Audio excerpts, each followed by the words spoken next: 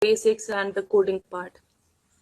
Okay, so just a quick check, is my screen visible to all of you? So I'm having the GoToMeeting web homepage opened up. Okay, great. Okay, so for those who do not have Anaconda installed, so the platform will be Anaconda, and into that we have Jupyter Notebooks. So you will be coding on to Jupyter Notebooks and Spider throughout the curriculum. Okay, so just request you to go to anaconda.com. I've opened the website. Please open up this one. And then when you go in here, in the very bottom, just scroll down, and in the very bottom,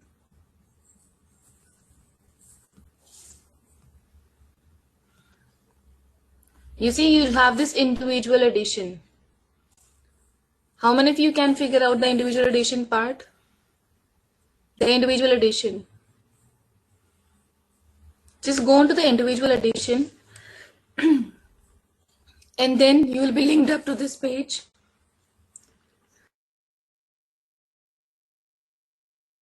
Okay, once you click onto the individual edition, you will be redirected to another web page, and after that,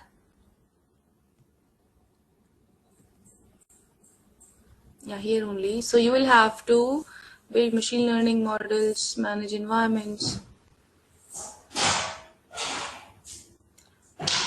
I'm looking, is it giving me directly for, yeah, go Anaconda for enterprise. We don't have to go for enterprise. Just click onto this one. Click on the download button. And then you will have to select either 64-bit or you can go for 32-bit. For those who are onto Apple, you have, these are the options for you. And for those who are into Linux, these are the options for you. For Windows, these are the options. So we have the latest version for Python is 3.8. Okay, are you all able to go to the same web page? Or just a minute, let me share the link in the chat window if you are unable to go. Let me just copy it and I'm putting in the chat window. Just click onto this link and you will be redirected to this page where you just have to choose whatever as per your configuration, as per your system. You have to choose the bit and then you can just download it. It will take some time, but yeah, we need to have this. The latest version is Python 3.8, not 3.9, Sahil. As you can see here, what is the latest version? Python 3.8. So 3.9 is not yet there. Is Anaconda Python? Yes. See, just like, if you want to, just like we have Notepad, Notepad++, so different software configuration. So this is one of them, wherein you can do Python coding. We have Anaconda, we have Sublime, we have PyCharm, we have Ideally. So multiple platforms. And this is one of them, and this is very, very widely used everywhere in the industry as well. You will see people using Jupyter notebooks and everything. And this is, much more easy to work with. Already all things are pre-installed in here. You don't have to do manual installation for certain packages. So they are taken care by Anaconda. So we will be working in here. You guys will be working into your curriculum onto Anaconda. No, Anaconda is not IDE. IDE is different, Rishabh. Anaconda will have your Spider and Jupyter notebooks and labs. Nandini. No, you do not have to install Python separately. It's there into Anaconda. And not only Python, other packages, which, the statistical packages, the machine learning packages, they are there. And the machine learning entire module. So it's all taken care by Anaconda. You don't have to install separately. Python is itself and other modules are there. And even, have you done R, all of you? Okay, so where did you code R?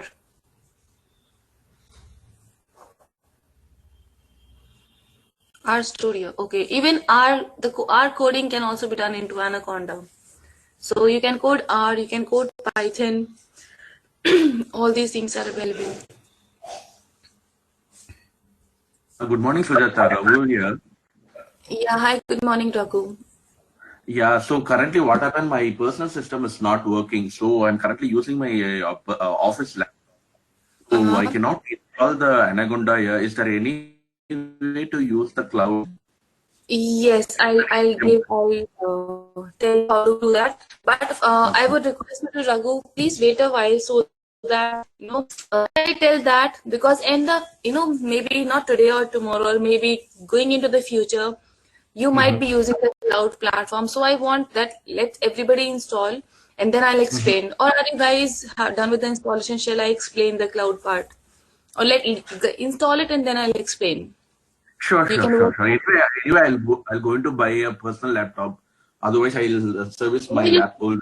you would not need to buy personal laptop for that. We have Google Collab, so you can Okay, just work on cloud and you would not need personal laptop then. fine. You let me know once everyone install it. Okay. Yes, yes, Raghu, Mm. surely. Yeah, thanks, Vijay. Thank you. Guys, please give me confirmation once you are done with the installation of Anaconda. Then I'll tell you how do we work on to Google Collab.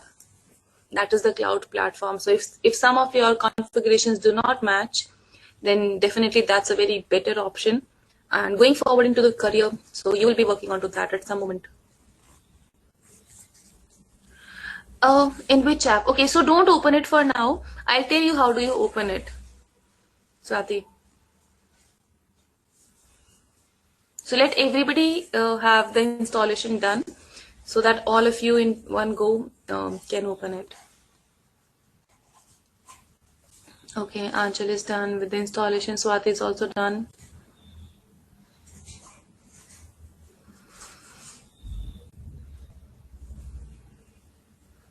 Okay, Rishabh is also done with the installation.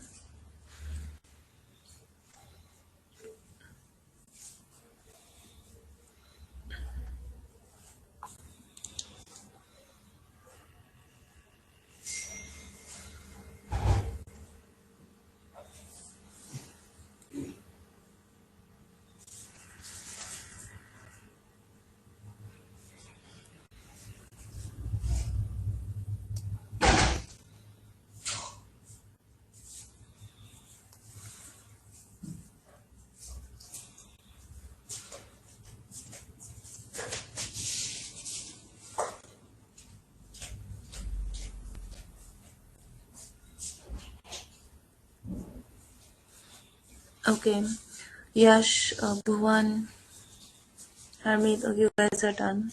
Is anyone here whose installation is still pending? I've got most of the confirmation, but anyone here who is into which is still installing? Pending, okay, Sahil, Baldev, in progress, you can go ahead, okay, taking time. Okay, so what I can do is, okay, let it install. Let me explain you how the Google Cloud platform is going to work. Okay, so in meanwhile, the installation will be also complete. Okay, so just into the new tab here, okay, just type in Google Collab. Google Collab. You have to type in this simple Google Collab and do an enter. See, this is a Google platform wherein you can code online, and this is very similar to what will be you'll be working into Anaconda.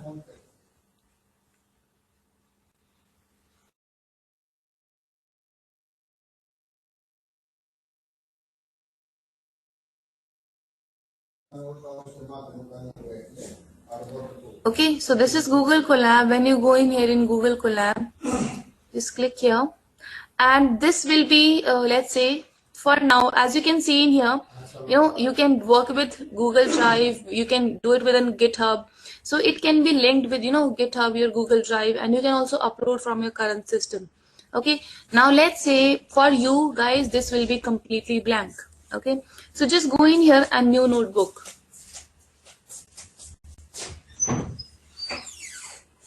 Are you all able to open up the new notebook? So you have to type in Google Colab into the web browser, Click onto the very first link. Okay, this is the cloud platform. You do not need to have any kind of configuration into your system if you want to, have work into Python. This is the complete cloud platform. So you just have to click onto the very first link and then just a new notebook. Okay. So how many of you are onto the new notebook part? Just tell me, let me know once you're onto the new notebook. Like this.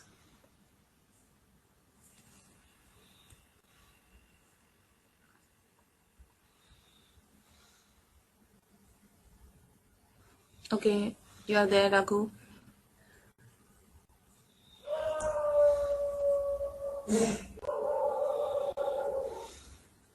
Sakshi is there. Anyone facing any issue while going to that web page or the notebook part?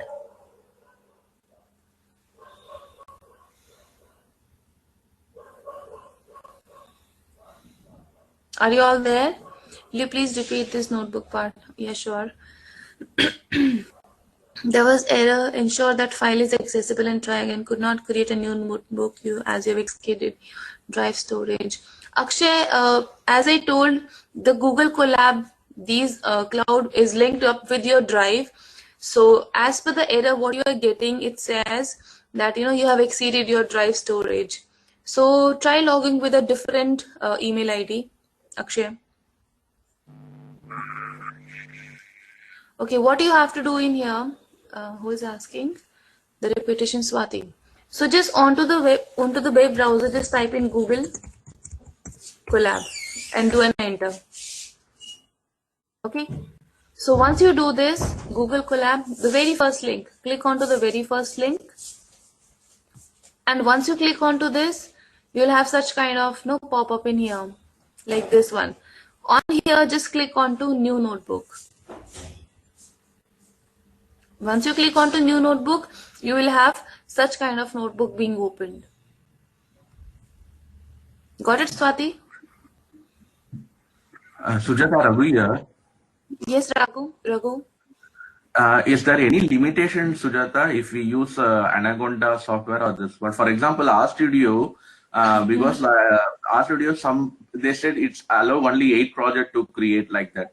So similarly, any restrictions there in clouding? No, not onto Google Colab. You can work on as many projects. You can create as many IPYNB file. The only limitation is that let's say because going forward into your curriculum, you will be working onto data, right? Let's say I am working onto this notebook, and for some reason I am keeping this platform ideal for, let's say, half an hour. Okay. Then all that connection, so now it says connected, no? Then all that connection will go, and you will have to rerun your notebook. You will have to re-import your data set. So it will be disconnected into overall. Okay. So you have to also similar to okay. So this is because this is free version, that's why, but we have paid version for that. So in that case, this scenario does not exist. Other things are completely same. And the free version is even used into industry as well. People use it, but the only limitation into the ideal time it disconnects. But all the packages will be available, right? Whatever packages we are updating on Anaconda.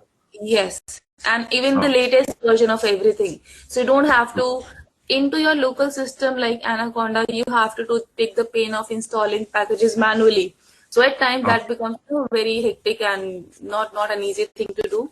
So it's very easy. You get the latest everything. Okay, fine. Okay.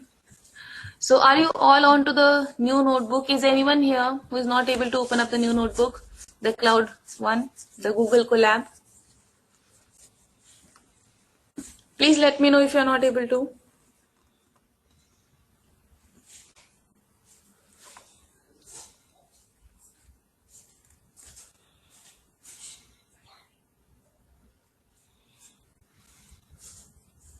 Yes, everyone. Are you all able to? Are you all in the same notebook or facing any challenge? If you are not, just give me confirmation, then we shall start.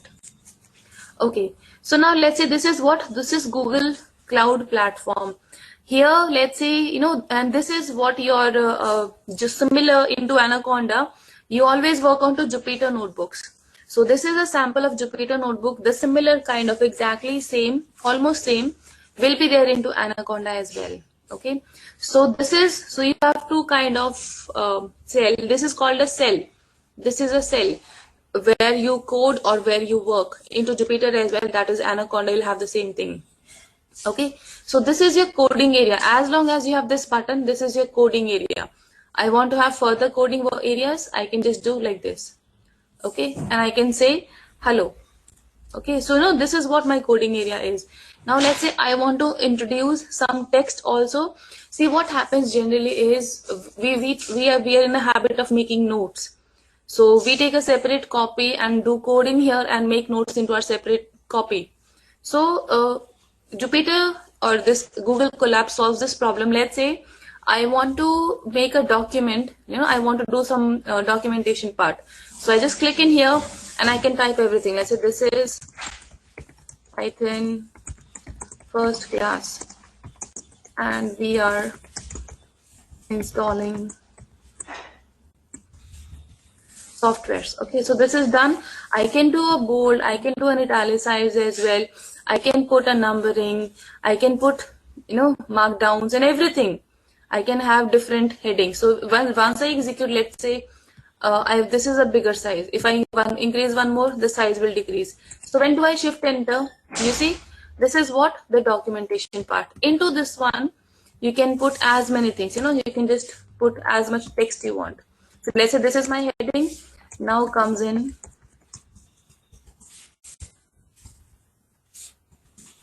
text part.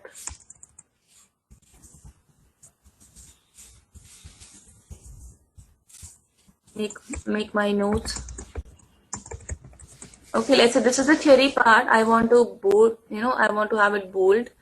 This is for the documentation so that you don't have to take your notebook, physical notebook, and write separately. So let's say this is topic 1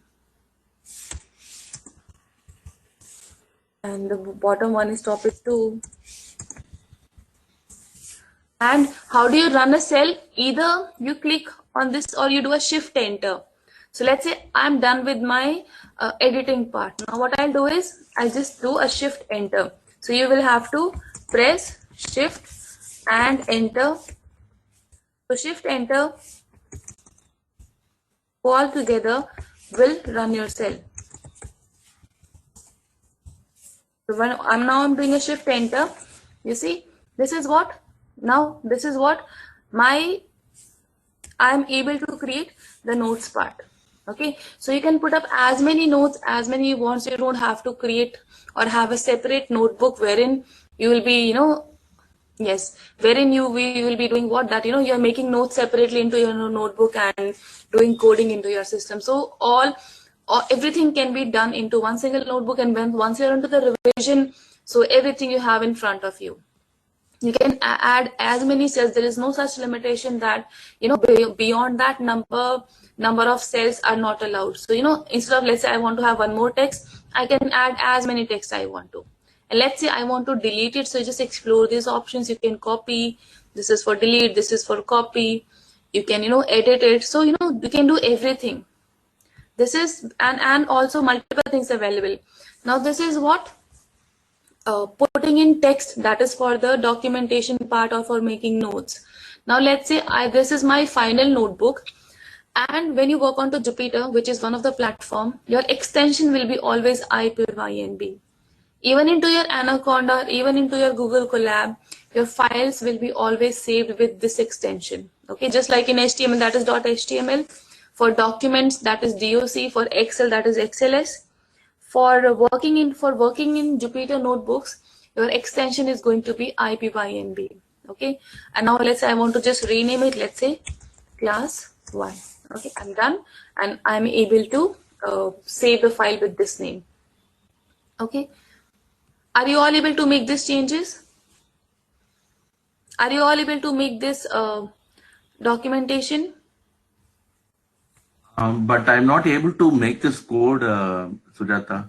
I'll get syntax error. I tried and put shift enter. It's showing invalid syntax. The reason is, see, there are two type of cell.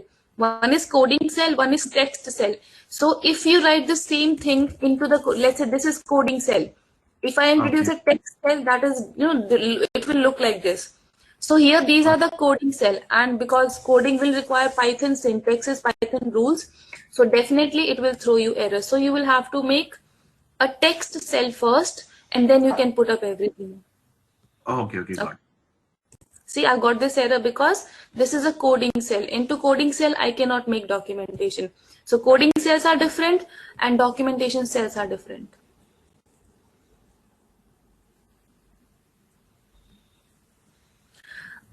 Yes, I'll come on to that point as well. Now let's say, is everyone able to make this kind of notes into your Google Colab notebook? Anyone here facing any error or issue while trying to make notes?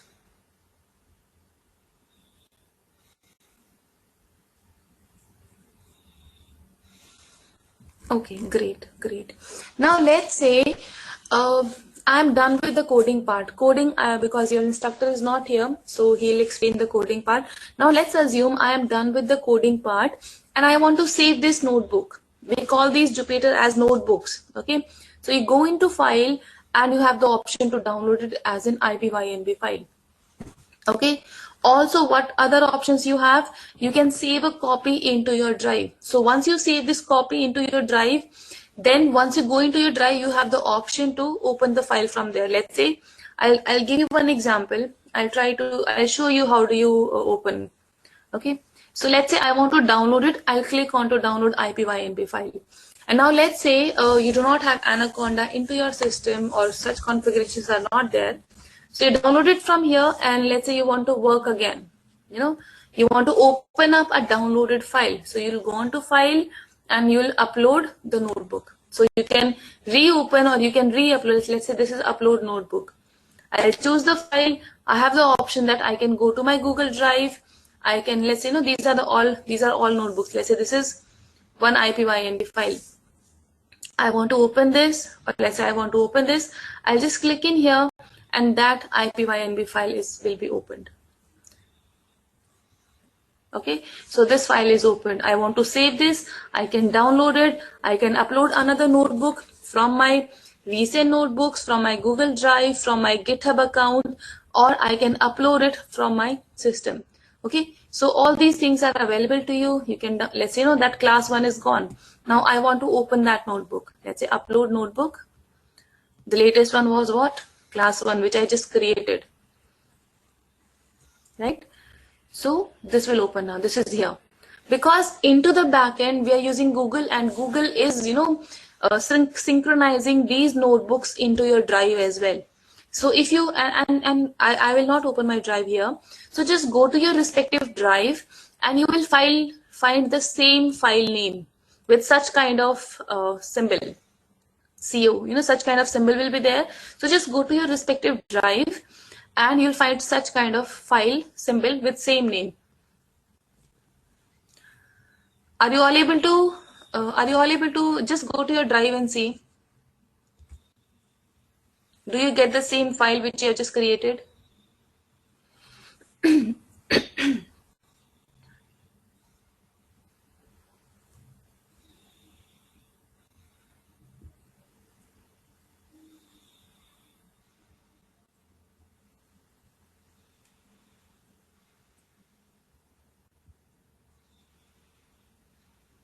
Okay, Harmeet has found out. If it's not visible, then refresh your drive. If it is not visible to you, refresh it and then it will be visible to you. Now, for those who have found out, just do a right click onto that and do a right click. Right click, open with, and you will find the same name as Google Colab. You'll have Google Collaboratory, open with Google Collaboratory. So just go to that file and do a right click, open with Google Colab.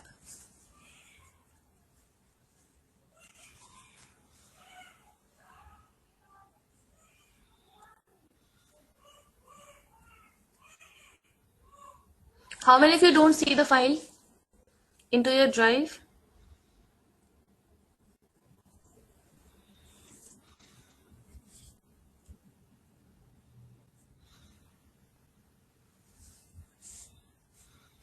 Is anyone here who haven't, been able to access the file into your Google Drive?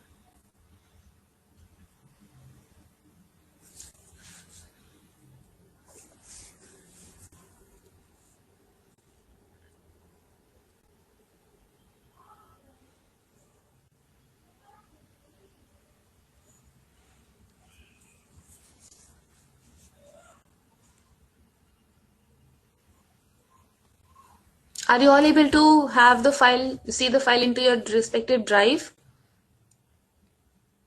If not, then please do a refresh and then the file will be visible, and then you can do a right click, open with Google Colab. Okay, now see, as you saw, we created a file here, but Google Colab automatically did a backup into your drive. So this is another option wherein you can let's say into your class you will be creating multiple notebooks. You can always upload them into your drive, and then from your drive just open with Google Colab. Okay, so if your system does not have the memory, or if the system does not have Anaconda installed, or any other issue because of which you're not able to work into your system, so just upload the notebooks into your drive and always right click and Google Colab. Okay, now let's say you want to connect data to your system. Let's say this is my sample here. So how do you connect data? You see these buttons, upload. So you can upload any sample data. Let's say because going forward you'll be working onto data, you can upload the data by clicking onto this button, or let's say you can directly access the data from this mount drive link. Okay, so let's say what do you mean by mounting the drive? Since we are able to store the notebooks into our drive, but let's say I have a file, Excel file, I want to use that. So how can I use that Excel file into my notebook? For that, either you can upload it from your system, or what you can do is you can mount the drive, the third option. So once you click onto this button, okay, so it will ask you to connect to the Google Drive. Okay, see, it will ask you to log in and it will ask you to do all the things, and then you just have to follow the steps, as and by default it will give you such kind of code. So let's say I run this code, and then you get this URL. So you have to click onto this URL. Let's say I click onto this URL, and then you will be asked to sign in, and you get an authorization code. You just have to copy paste. Then all of your Google Drive folders will be available here. So by this option of mounting the Google Drive, you can bring in your drive folders and drive files here. So you can just access or pick the files from here. So don't have to upload them manually. Either you upload them manually, or you can link up your drive and your drive content will appear in here, and you just upload that, or you just use that content into your current notebook. Okay. So this is the way wherein you can do a separate upload as well, and also mount up your drive. If I want to practice, what option is Jupyter Notebooks? Rishabh, is exactly same like this. What you see is a Jupyter Notebook. Okay, but this is a cloud version from Google Colab, and Anaconda is something, it has Jupyter, which is from your system. Okay. So once, let's say if you are at a requirement where you want to use GPU, where you want to use TPU, and you don't have such kind of system configurations, in that case, go on to Google Colab. But as long as your system is capable of handling the data and the memory part, you can work onto your system. Okay, now let's say you go on to runtime in here. Let's say I want to have a GPU. So I can go on to runtime, and you see I'm having a change runtime option. So change runtime, and it gives me GPU, TPU basis on my requirement. Let's say now I want to have GPU. I want to work onto that, and then save. So now whatever code you will be using, Colab is interactive use. Please confirm that you're present to continue. I'm not logged into my drive, so maybe, but yeah, you can change your runtime from here. Okay, whatever you want to use, you can use that. Let's say TPU, you can use it.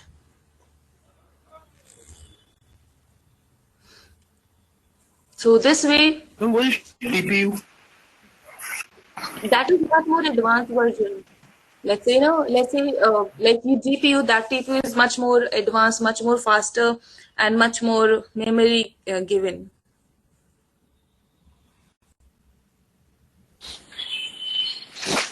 Yeah, that's what actually that's TensorFlow. That's the deep learning part, wherein you will be working on the TensorFlow codes and where the system requires much more configuration. So that in that case, TPU is used. So I think normally in our daily routine we use CPU. These are the Right. more advanced version, like the GPU Yes. and the Yes. TPU. Yes.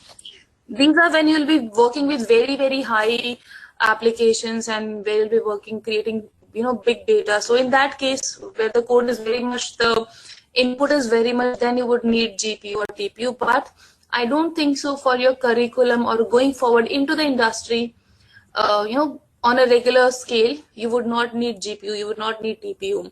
So let's say when you're working with good amount of images and videos, as in thousands of videos, then definitely there could be a chance that you work with GPU or TPU. Did you get the answer, Rishabh? That's upon, let's say, that is up to you, that no, you get, you're working onto videos, you have thousands of videos. So in that case, CPU will not be able to handle. Difference between IPYNB and Pi. Both are Python files, Sahil. IPYNB is an extension of Jupyter notebooks. So that is one of the platform, like, just like Notepad, Notepad++, different platforms. So Jupyter is one of the platform to code, and Jupyter files are saved with IPYNB file. We have another platform called Spider. So Spider files are saved with .py extension. Both are Py files, but different platform have their different extensions. Okay, so this was your Google Colab, and you have multiple options. You can save a copy directly. Let's say you don't want to download it and then upload it. You can save a copy directly to your drive. You save a copy to your GitHub. You can delete it. Okay, you can locate it into your drive, and undo delete cell, because this is a cell. If something is deleted, you can delete, undo it, you can replace. So all these options, very pretty straightforward. No, not nothing. I don't think we will find them hard to understand. Sorry. This is when you have multiple cell, so all of them can be run in one go. Run the before cell, run selected cell. So just multiple settings. Okay. So this was your Google Colab, and it will always tell you how much of disk space, how much of your RAM, and in here, it will tell you everything. Okay, so this was Google Colab. Maybe going forward, your instructor will be is the right person to give you a much more in detail hands-on onto this. Definitely, he will help you that how do you do a much more advanced access this in much better way. So he might help you in that case. Okay. So this was just an overview that how do you open up, how do you start a new notebook, how do you access it from your drive, and how do you code. Okay. Do you have any questions into the basic part, the advanced topics or the advanced usage? Feel free to ask your instructor. But into the basic part, do you have any questions onto the cloud platform?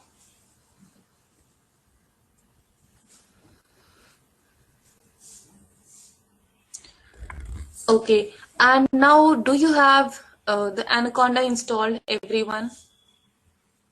Do you have Anaconda installed? Okay, so just go into the search button of your system and type in JUPYTER. Type in the Jupyter notebooks, and you'll have such kind of option. And just click on to the very first one, open.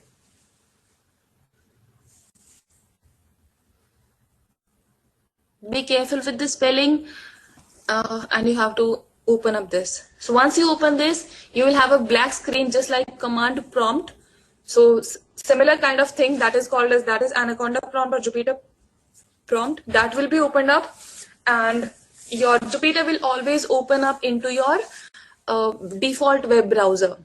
So whatever is your default web browser, it is Opera Mini or Explorer or Chrome. So whatever is your web browser, your Jupyter will open into that. So are you, do you, every one of you, do you find that black screen? So it will be similar to like this. This kind of screen will be visible. And then you will have something being written automatically, and then you will have such kind of page opened up into your system, like this kind of thing. This kind of thing will be there. You'll be redirected here. I have a Mac, it does not appear with Jupyter. No, Rishabh, there are configurations for Mac as well. There is one. Students do code with Jupyter into Mac.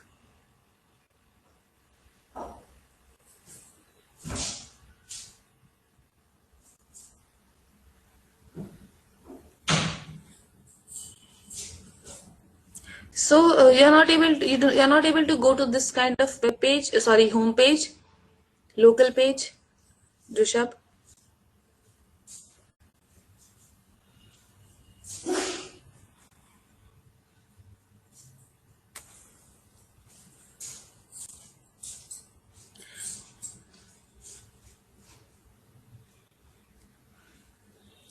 Okay, so Anaconda takes generally good amount of time. Let's say if you search everyone, if you search Anaconda Navigator, so this one with the green circular thing, so you just open this, it will take some time, but here you have other platforms as well. I'll show you them. But you know, that was a shortcut that you directly type in Jupyter Notebooks, and then you get to this home page of Jupyter.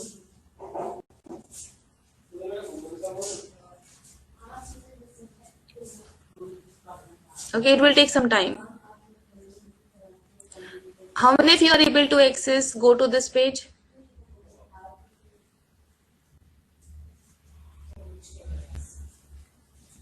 This Jupyter homepage. Okay, now let's say these are the different folders from your system. So now choose the folder where you want to make, you know, I would suggest that create a separate folder wherein you can store all of your codes. So let's say I want to store all of my code into desktop. So I just go on to click on to desktop name. Don't click in the checkbox. Click onto the name. So once you click onto the name, you are redirected onto your desktop. Okay. Then once you are redirected onto the desktop, what you're doing here, go to new, this new button, and create a new folder here. So once you click onto this, a new folder will be created. So with untitled name, untitled folder, it is created. And then again onto the same new button, click on Python 3. Okay, click on Python 3 and into a new tab, your new notebook will be opened, and this will be the working area where you will be doing the code. Okay, so the name says Jupyter Notebooks, and the similar one which you saw into Google Colab.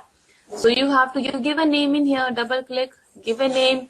This is again your coding cell.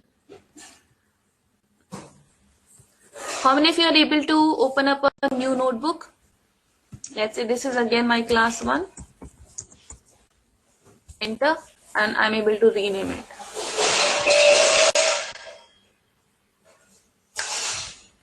Okay.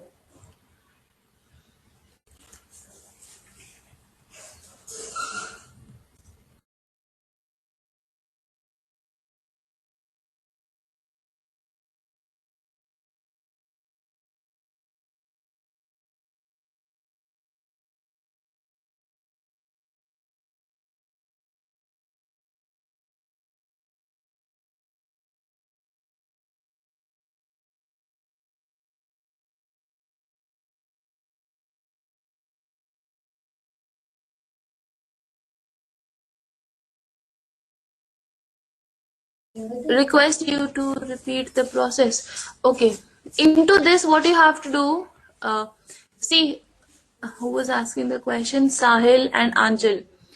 Are you onto the same page, Sahil and Anjal?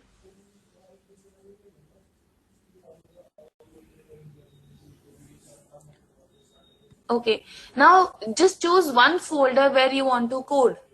Where you want to save all of your notebooks. Let's say I want to save my notebooks into desktop. I click onto the desktop and now I am into my desktop. Okay.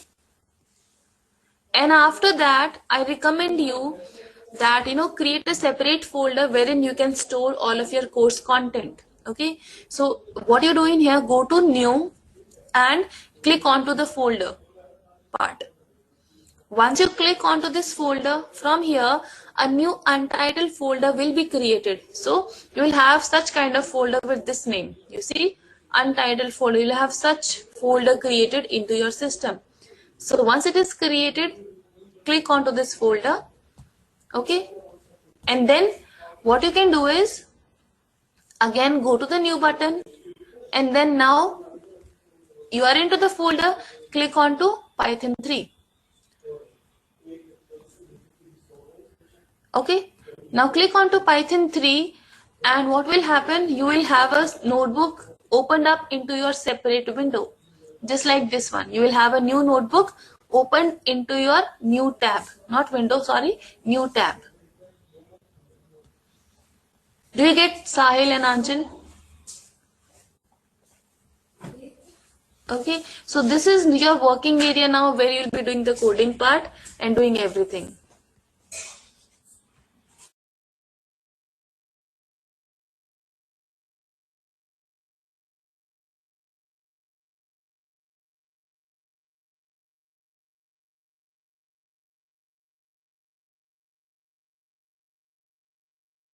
This is your working area. Now once you're in here, this is your coding cell. See, just we saw into Google Colab, I was given the option of text and code.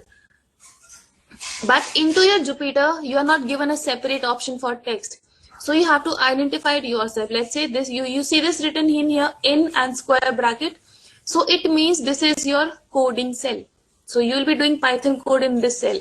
And let's say you want to add a new cell, do a shift enter to run the code, or what you can do is click onto this plus button. So once you do this, click onto the plus button, you will have a new cell being created. Okay, so this way you can create new cell. And let's say you want to do the documentation herein just like we did into Google Colab. Let's say this is the text I want to put it into my notebook. So I'm just copying it. Okay, I want to write the same text or documentation here. So I'll go in here. You see this drop down? You have multiple options: code, markdown, heading, NB convert. You would not need this. So let's say make it as in markdown. By default, because you have this ln and square bracket, in square bracket, this is your coding cell. But once you, let's say I am onto this cell, I want to make documentation, I'll go into the drop down, I'll make it as what? Markdown cell. And you see now that square bracket part is gone from the left. How many of you are able to make markdown cell? So this is the way how you identify that is it a coding cell or is it a markdown cell.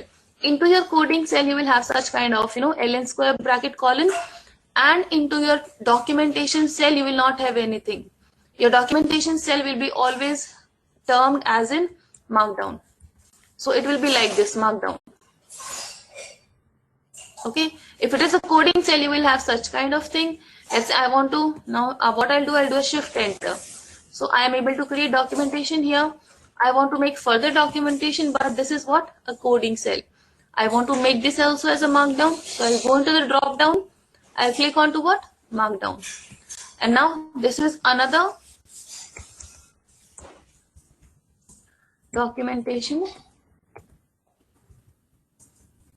And if I run this, I am good to go. Okay. I want to, let's say, increase the font size. I'll just put a hash and a space. This is the biggest font size. I want to decrease just like HTML. So all of the HTML tags and everything will work in here. Like HTML, this is very, very similar to that. Okay. So let's say now 3 hash and a space. You see, the size is being changed. The size changes. I'm increasing the number of hash and the size further goes down. So this is what my markdown cell. No, that's an example, Raghu. If you want to have, let's say, in between, after the cell, let's say I want to introduce my coding cell. So I just do a plus, the cell comes in, and this is my coding cell. I cannot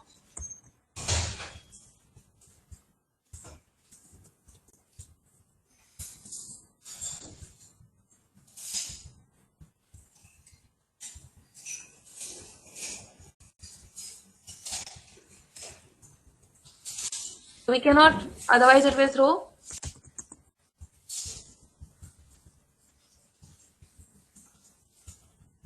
Okay, so this is, let's say, when you want to have documentation, so you can have separate cells for that. Otherwise, in one cell you can do the entire documentation. You just have to do a plus and your cells are there. And let's say I want to delete a cell, I want to delete this cell, I'll go to the scissor and this cell is gone. I want to save my file, I just click onto this button and this, you see, it is saved. A second ago the checkpoint was created and my file is saved. Is it clear,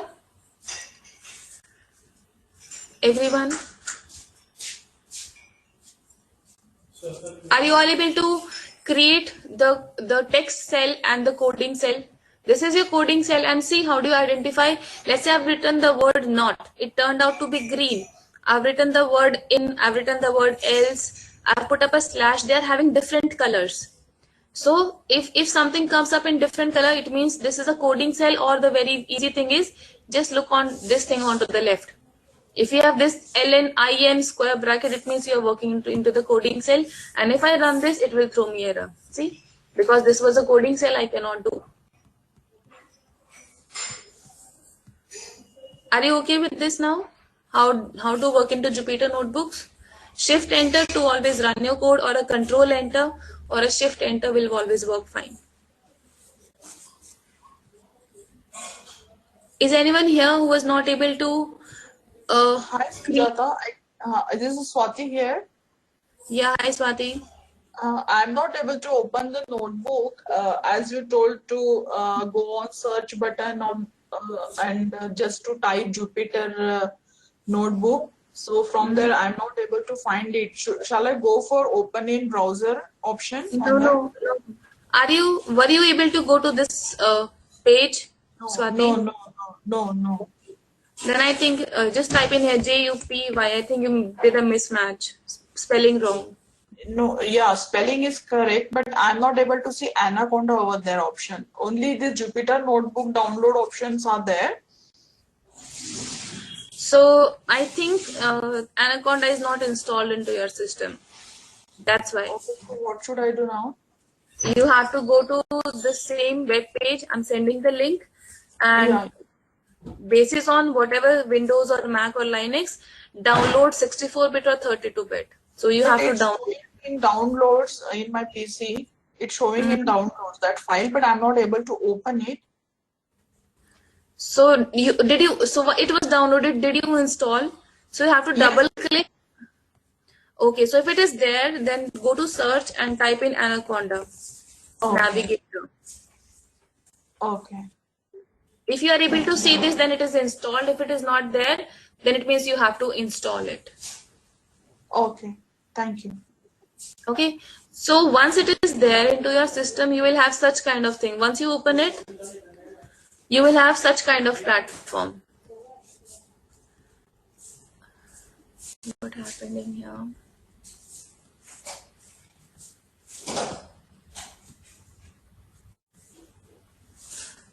Here, this one. Okay, so this is, you can also launch Jupyter from here. This is one of the coding platform, and the another one is Spider. You see this one, the black part. So this is another platform wherein you can do your Python code. Okay, this is Jupyter notebook, which we just opened directly. This is for your another platform for coding Python.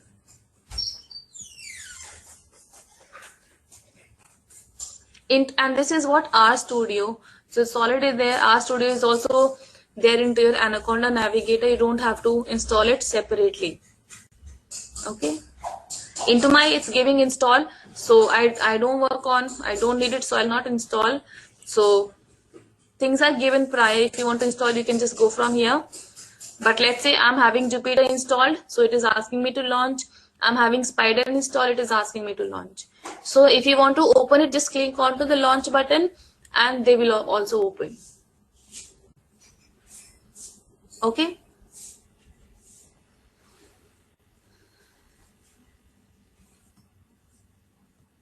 And let's say one more thing in here, then I think we are done with the intro part. So let's say this is my coding cell. I don't want to run it. So you can comment it out. How do you comment? Just put a hash. Okay. Now whatever I've written will not execute. And now if I do a shift enter, now this is something dummy which will not execute. So you put a hash, or the shortcut is, you can just do control button and this slash altogether. So using this also, you can comment the data, so then the code will not run. And if you press it again, then it will come into the execution state. So you just have to press this or manually put a hash. So you can make your code as a dummy if you don't want to run it. If you want to run it, remove the hash or press control / again, and it will be into executable state. Are you all able to do it? Is anyone here facing any challenge?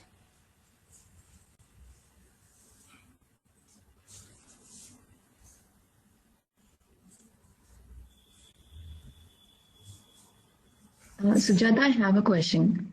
Yes, yes, Nathini. Yeah. So when we add the text, okay, so text in the file it is saving as a HTML format. Okay, in the interface it is coming like what we are expecting, but in the file it is saving as HTML format. Okay, so my question is, when we are running this Python script, like saved file alone, so will it cause any issue or it will run without any issue? It will run. Let's say I have saved this file. Okay, I want to close it now. Okay, I'm done. Now let's say you want to open a pre-file, file which you have created into the past or somebody has shared. So what, I'll go into the respective folder. So let's say title. This was my file. I'll click onto this and this file will open. So you have to always open file this way. You have to go to the folder and then it will not be open up into right click, and it will not do that way. So this is as it is. I am good. I can run it. It will not create any problem. Okay. But these files you just cannot, just let's say I cannot just directly go to the folder and double click. It will not open. You always have to go to you have to always launch Jupyter, go to the folder through Jupyter and then click onto the file, and then only you will be able to open it. There is no other way by which you can open the Jupyter notebook. Okay, while running this Python script through the scheduler or something, it will run, right? Yes, it will run. Definitely, it will run. It will not create any problem. I can go to Oral and I can say run Oral, or I can do a shift enter. It will run. This is given by Jupyter itself. It will not create any problem. Fine. Thank you. Okay.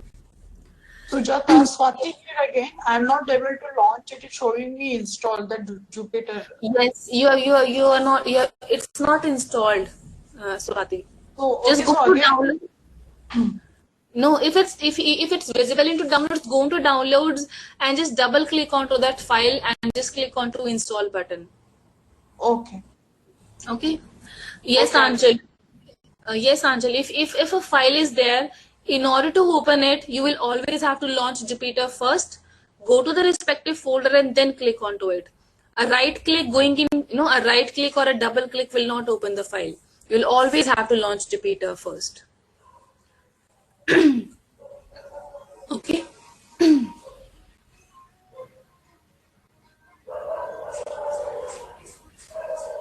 There are a couple of other options. Into Jupyter, you can download the file as an HTML file. You can download it as in PDF file.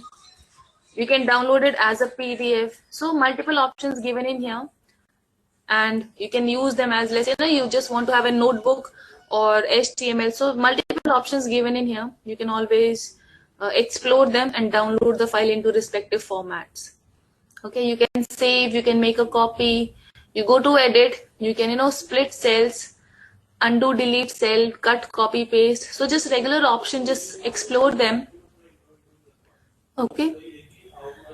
Run Yes, cell. Swati, Yes, again, Swati. sorry, actually, I'm not able to do it. I can see that file which I saved. I open Jupyter Notebook and I have saved one file, as you told, just introduction part and all. And then I have Anaconda as well in the downloads. I'm clicking on both the files, but it's showing me how where you want to open this, in which app you want to open this. That is the option coming up. Okay, what I am doing, what I will do is, no, Bhuvan, you cannot open, just Swatik second, you cannot open into Jupyter Notebook file, IPYNB file is limited to your notebooks. Spider will have .py and PyCharm will have their own different respective, so they cannot be, open up anywhere. So they have to be into their respective part.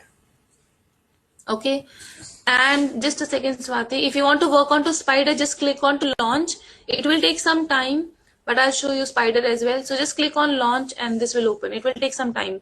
Meanwhile, Swati, I'm making you the presenter and I want to see your screen, that what is going on, that why are you not able to run it. Just a second.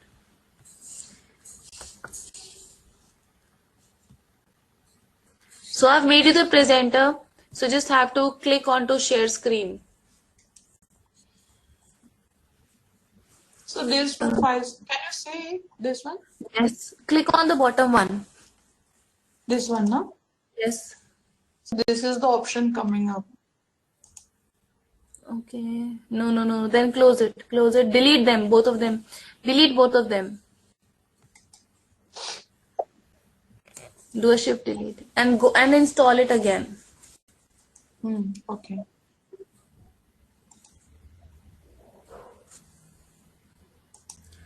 You're onto Windows. Go to, yes. Go to yes. Delete this as well.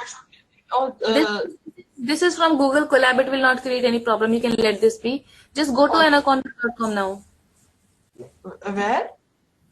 Anaconda.com. I'm sharing the link in the chat window. Just click onto that. Yes. I have that. I've shared it.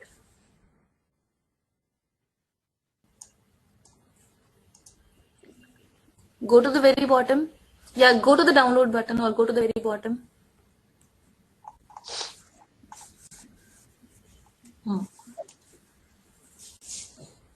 And now click on to 32-bit Windows. This one? Yeah.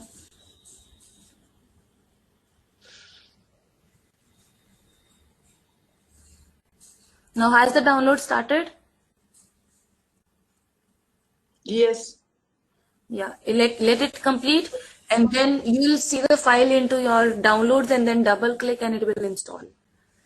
Okay, now it has started. So okay, thank you. Okay. Okay, thank you. Swati, make me the presenter again. Let me see. Sure. Just right click and make me the presenter.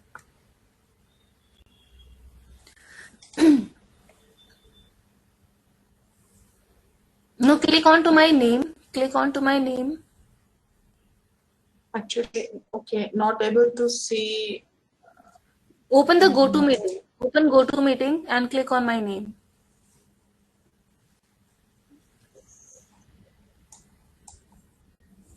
You have to open GoToMeeting page. Just a minute. Huh?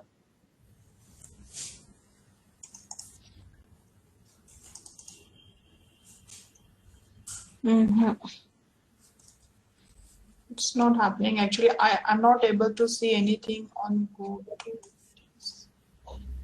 Just a minute. I'm trying.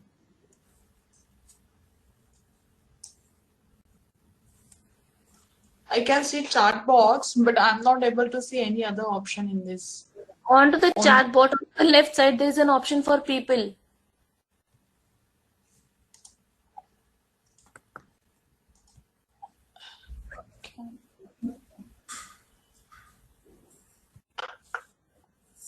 No, actually, something went wrong. Can you see my screen now as well? I can see your screen. So you have to go to, where is your GoToMeeting opened? Is it into your Chrome? Yeah, it's it's yeah, now I can see. Now when you find the people list of all everyone's name, just click onto my name and put in make presenter. Something went wrong.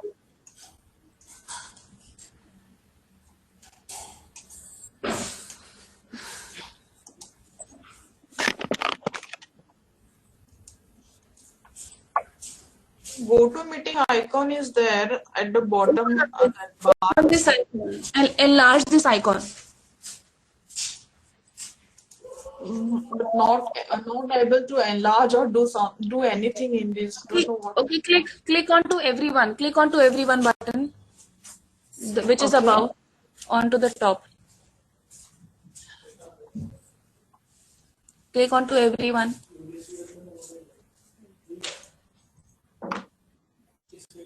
Everyone which is onto the top.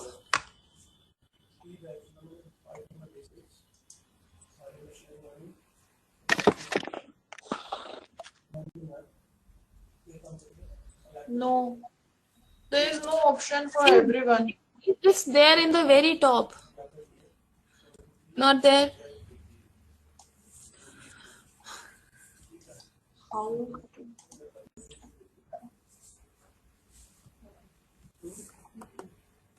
Everyone option is not here, no? People can see your screen. This option is there. Do you see list of people? Do you see the name? No. I'm not able to see the list of the people or any other option is not there. There will be, obviously the GoToMeeting is there, so definitely it is open up in some point. Sujata, I think she will have to stop presenting, then she may see more options. What to do? Just stop presentation. I mean, stop the screen share. Which one? Screen share, you're doing it right, so you just stop it.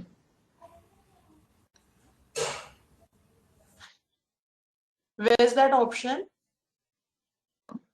Can you try pressing escape? Okay. And nothing is happening on my screen actually. I'm not able to click on any option. Can you Swati, you can Yes. see the chat box, right? Chat yes, I can items. see the chat box. Okay, right. next to chat items, there will be a double people icon will be there.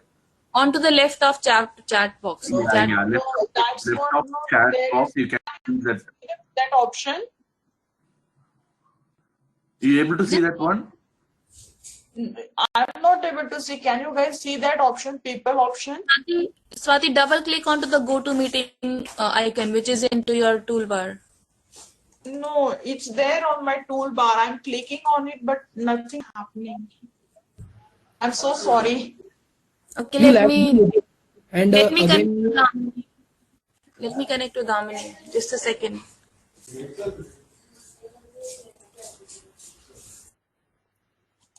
Swati, you left the meeting and again you joined the meeting. Yes, but nothing is happening from my side. You know, Don't leave the meeting. So then Damini will be the presenter in that case. Don't leave the meeting. Have you downloaded the app, or you are joined through the web? 1 minute. Yes, I have downloaded that one. Not Anaconda, the GoToMeeting. No, it has downloaded already. Okay, search in GoToMeeting into the.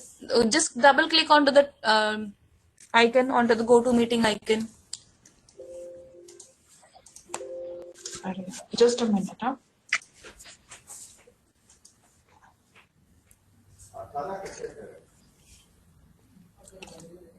So it's again. Can I join it again?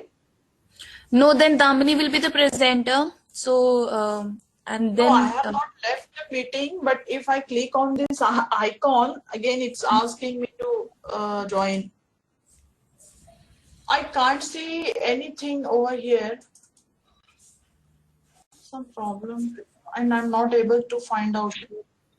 okay, if I'm sending you the chat, let's say I'm putting a message in the chat window, where do you see the pop-up? Let's say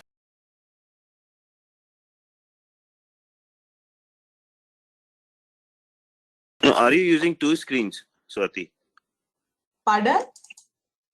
Are you using an extended desktop? Like, do you have another screen also? No, no, no. Okay.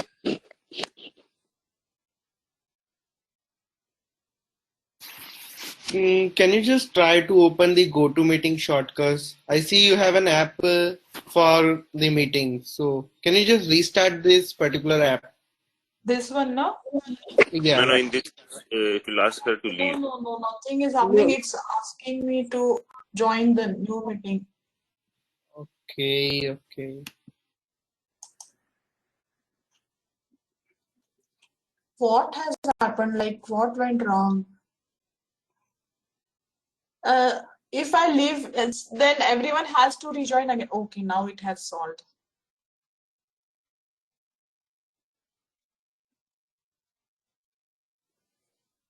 can you all see my screen now?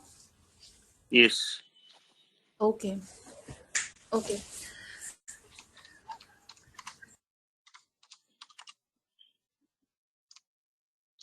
So, guys, and meanwhile, Spider has also opened up. So this is your Spider, okay? And here the files are saved with .py extension. This is another platform where you can write your programming, okay, Python codes, just like your Jupyter. So we are done with the installation. We saw what is Google Colab. So now your trainer will be taking over. So we'll be just having a break of 10 minutes, and then your trainer will be taking over, and then he'll start with your regular curriculum, and you guys will be working on to Jupyter for today, and I think for the curriculum as well. Okay. So I'm signing off, and so your trainer will come in and he will take over. So meanwhile, you guys, if somebody's installation is still pending, install it, or if somewhere you're stuck, then just complete it, and then your syllabus will start. Okay, no problem, Swati. No problem. It happens. Okay, so thank you guys, everyone, and it's 9:25. So within 5 to 10 minutes, your trainer will come in and he will start your syllabus part. Okay. Thank you so much, everyone. Thank you. Have a good day.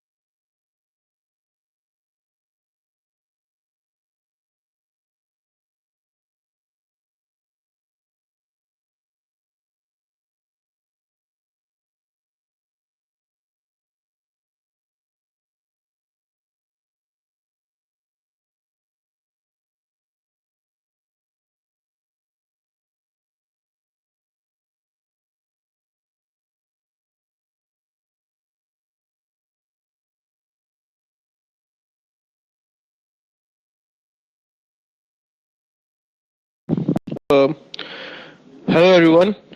Hi Damni. Hi everyone and good morning. My name is Gurdeep and I will be your trainer going forward. Hello Rishabh. Hi. Uh, yeah. Good morning Achal. Hi Yush. Yeah. Good morning to all. And okay, great to and happy New Year to all too. Hi Akshay. So I think like Sujata took your initial installation part, and I will with you for the complete data science and machine learning and all the time series forecasting, all those stuff, the data visualization part. So what the flow will be. So first of all, I will give my intro, and then I would request you all, because it will be a journey. It will be much of a like good journey, a long journey, like for approx like a month and a half, and we will be interacting on every weekend for the classes. So I would like to know your skill set, and the various domains in which you have worked, so that I can help you out in switching to data science or starting your career to data science. And I can like accordingly manage the complete sessions going forward, because as you would know, we need to work on Python. All the coding will be in Python, and so that I can get an understanding uh, what the level of like how much you are comfortable with the coding part, like any past experience. So what I will do is, in the chat window, I am just writing. So we will just cover 4 points in the intro. It will be your name, your maximum qualification, your recent education,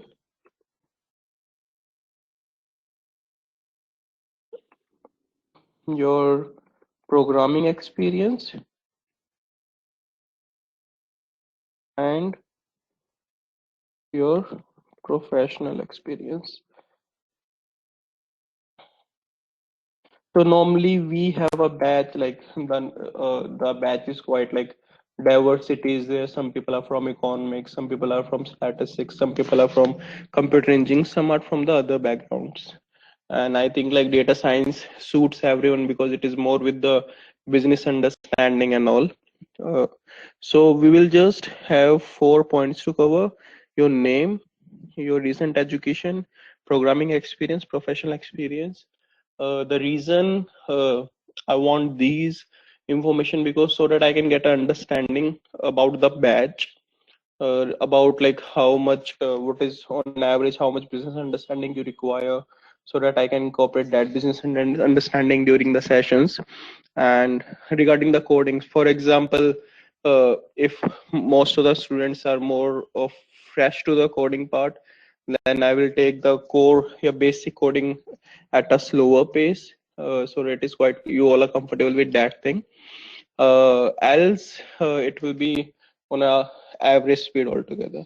So your these intro and all that part will help us in finding which part we need to focus upon and all those stuff.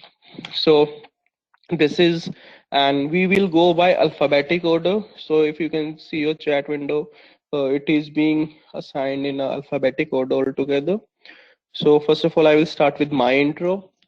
So my name is Gurdeep Singh Dral, and I am a master's in computer science with specialization in data science and cybersecurity. I have 7 research papers published in this field.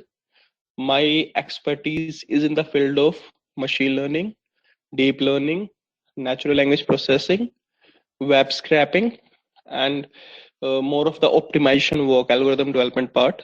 Uh, and I have, regarding my professional experience, I have 5+ years of experience in this field now, and I work as a freelancer for US and UK clients, and I normally do those projects. I have been in the industry for quite a long. and so I can give you the details or information about both the spheres or both the world altogether. And my, if I talk about, you can say, so for example, in this course we'll focus mainly about machine learning, and you can say time series forecasting and all, Python and machine learning type. But if you have some question regarding deep learning, NLP, web scraping, I will be happy to like answer you, help you out regarding the queries. And regarding the programming, my main expertise is in Python programming. So feel free to ask any question in Python, and that will be our main, you can say, programming language we'll be using. And so, and one more thing, like if you like for example, if you didn't get the understanding of the various technologies such as web scraping, NLP and all, during the course of time, I will make these terms familiar to you. For example, in this we'll focus mainly on the machine learning, but all the other recent technologies which are being in the market, and which you can focus upon, because machine learning is the base for each and every other techniques altogether. For example, if I talk about natural language processing, I'll give you a intro, a brief knowledge about these, so that you can identify which field you want to go in. So that is from my side, and what I will do is, so we can start with your intro one by one, and if you have any question also, then you can let me know. For example, like giving your intro. Okay, what first we'll start is, we will start with the intro part. We'll finish all the intros. Then if you have any question regarding like data science and all, any confusion, then I will take the questions also one by one. So what I want is, before starting the course, you to be clear with each and everything, how the things will go, and if you have any confusion, so not necessarily the question, your question should be around data science or anything. Like it can be other question, like what's the scope of data science, and what is the package and all those. So it can be any question, uh, and I will welcome that question. I only request one thing to my students, that if you don't understand, please ask, because things will be in sequential order. First, we will go with Python basics, intermediate, advanced, machine learning. So if you are, for example, not able to understand the Python basics, then it will be difficult for you to grab the intermediate part. So there is only one request, that give, please be like open to questions. Don't think that what the other person will think, and don't also think that this question will be like good or bad according to the session. I think every question is good, and it might be that that question actually opens a new sphere of ideology for me and for you all. So feel free to ask any question which you have, and this is what the permission I'm giving to you all, that feel free to ask any question. I will be happy to help you out. And one more thing, like I'll be sharing my mail ID with you during the session, so feel free to give any feedback.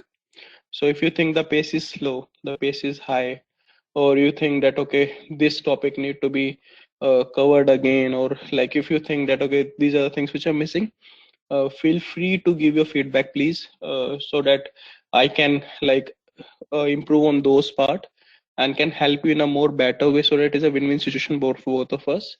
That is, you learn from me and I learn from your feedbacks.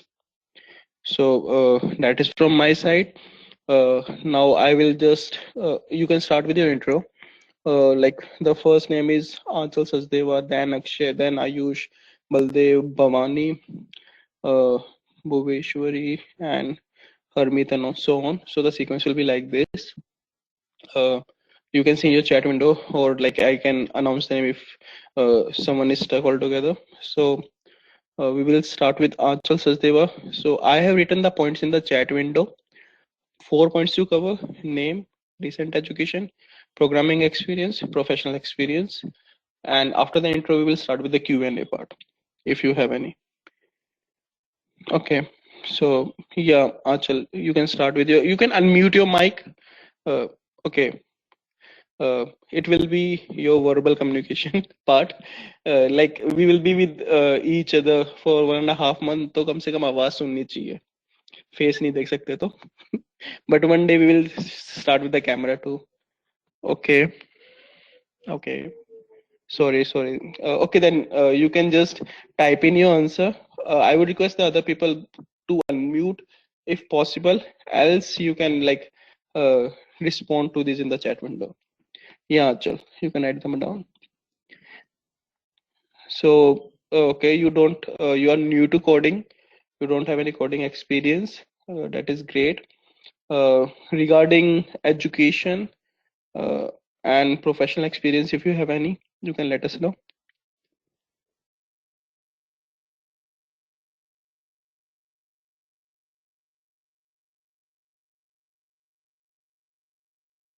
Okay, you hold a diploma in international business, and okay, we will go one by one, please, one by one. We will just start with Achal, then one by one. Okay, and she's a business developer from 7 years, so you do have a good like professional experience background as a business developer, and that is good actually. That will help you in the field of data science too. So from Achal, we'll move to Akshay. Akshay Siral. Yeah, hi Gurdeep. Hi Akshay. I completed my master's in business administration a couple of years back, and then I went on to do my fellowship in the education field, which involved teacher training and providing teaching aids and so on. And Hmm. as part of my MBA program, I had taken machine learning as my final elective.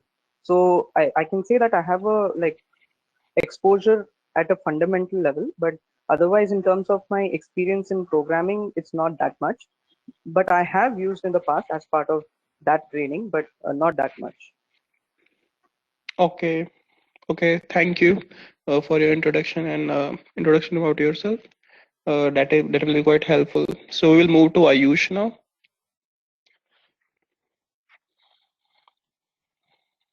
Okay,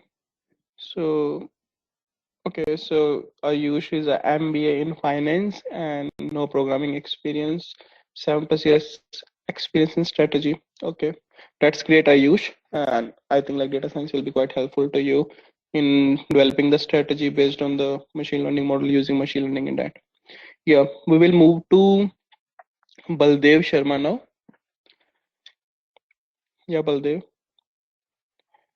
Yeah, sure, Ayush. Baldev, I think your mic is on mute.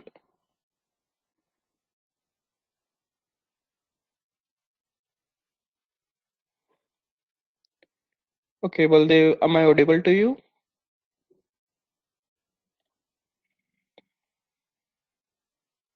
Okay, it might be that he is facing some technical issue. Okay, yeah, Baldev. So you can unmute your mic and give you a brief introduction, just 4 points.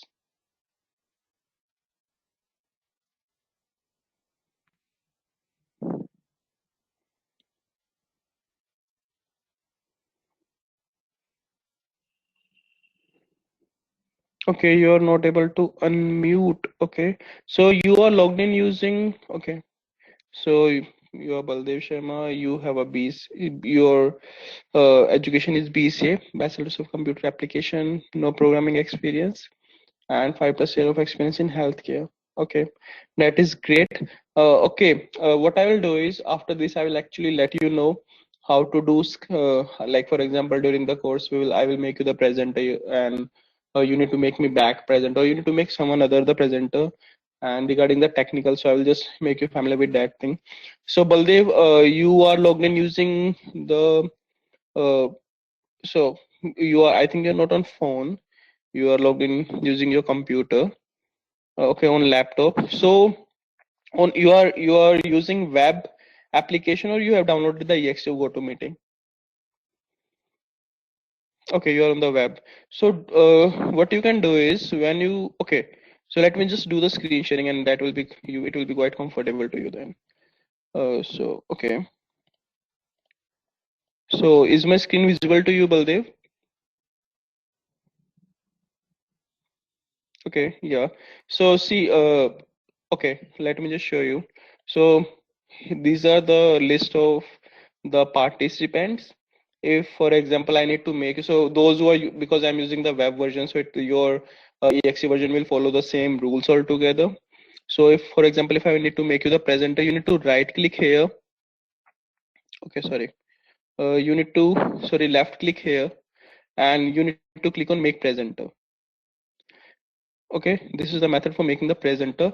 If you want to mute or unmute your mic, so if this is green, it means I'm on unmute, and if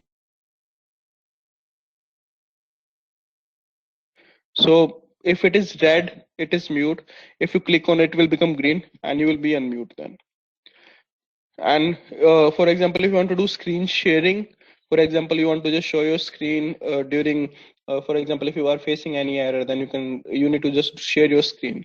So you need to click on this button, and actually it will, so when you click on this, it will open 3 options for you: entire screen, application window, Chrome tab.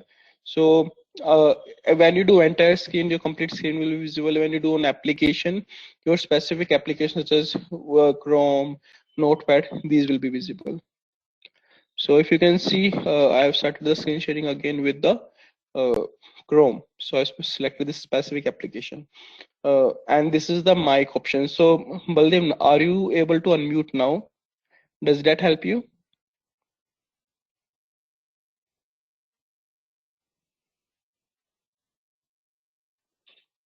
Yeah, Baldev Sharma. So what you can do is you can just unmute your mic, and then you can give your intro. Okay.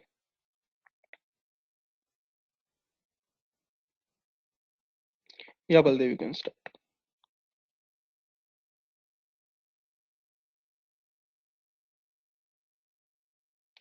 But Baldev, you are not audible to us, I think.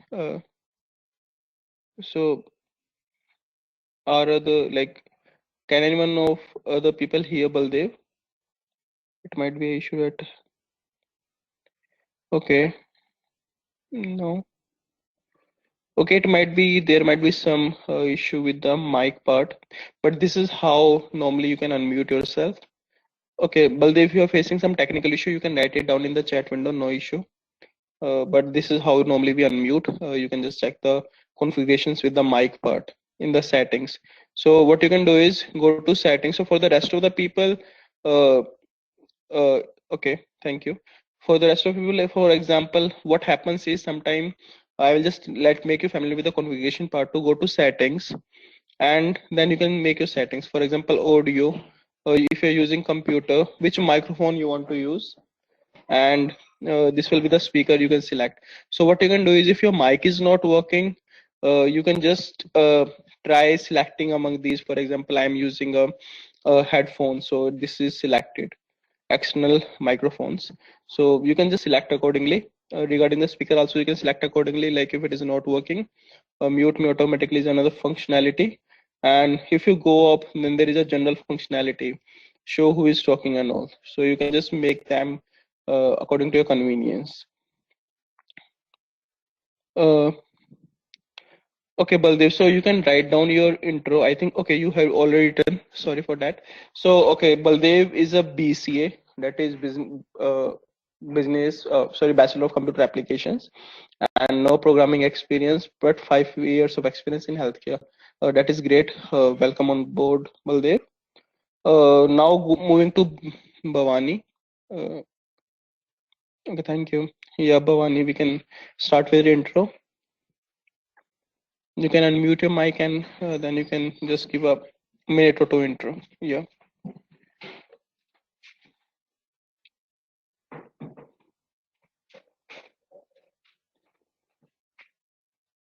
Am I audible to you, Bhavani?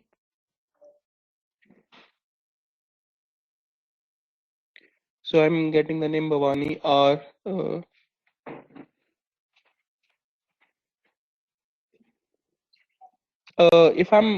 If I am audible to you, Bhavani, please either you can unmute or you can write in the chat window, so that if you're facing some technical issue with the microphone on and all that, we can resolve that one.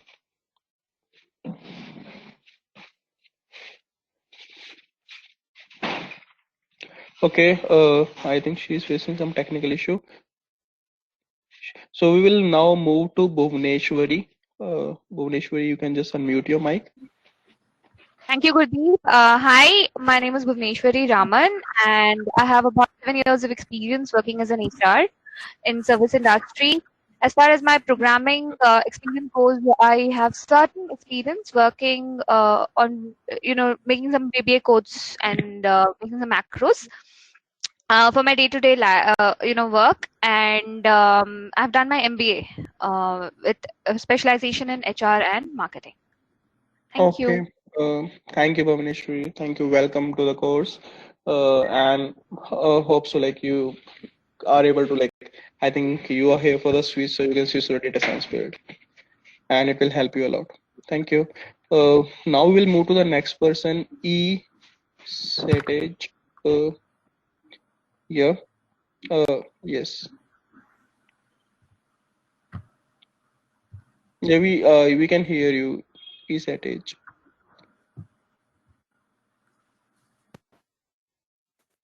Am I audible? Yeah, you're audible. Hi, sir. This is Saitej. I've done my MBA Finance. I'm into programming. I have 2 years of experience in finance field. Okay, that's great. Regarding the programming part, have you worked on any programming language, or like it is you are new to programming part? Yeah, I'm new to programming. This is first time I'm learning. Okay, I will make sure that it is quite easy for you to learn the programming part and enter this field. So welcome to the course, Satej. Thank Thank you. you, and thank you for your intro. Moving to next, we have Harmeet Pandey, Pandeyji, which we have. So here, Yeah, I can hear you. well, I'm very new to coding, and I've just experience of working with the banking industry, and I've done a graduation BBA. Okay, thank you, Harmeet, for the intro. And okay, you're new to coding. So what I see is most of the people are new to coding. So uh, we will, I think, move slow with the basics of the coding part.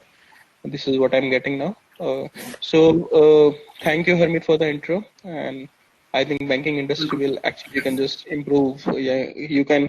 I think see actually, if I the main reason I'm asking the professional experiences because uh, you with each professional experience you have some business understanding, and data science is not only about technical understanding.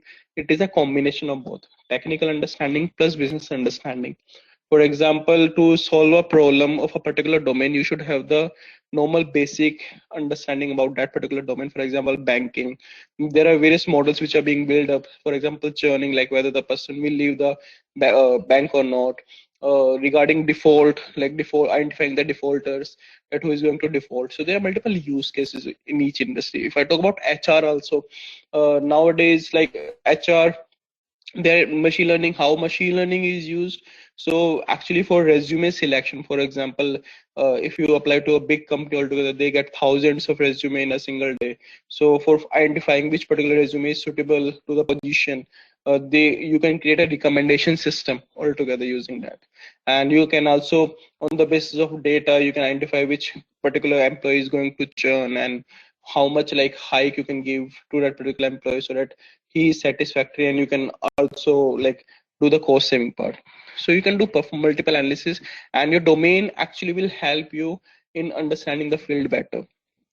So we now have the next student is Jyoti Singla. So Jyoti, you can just unmute your mic and give your intro.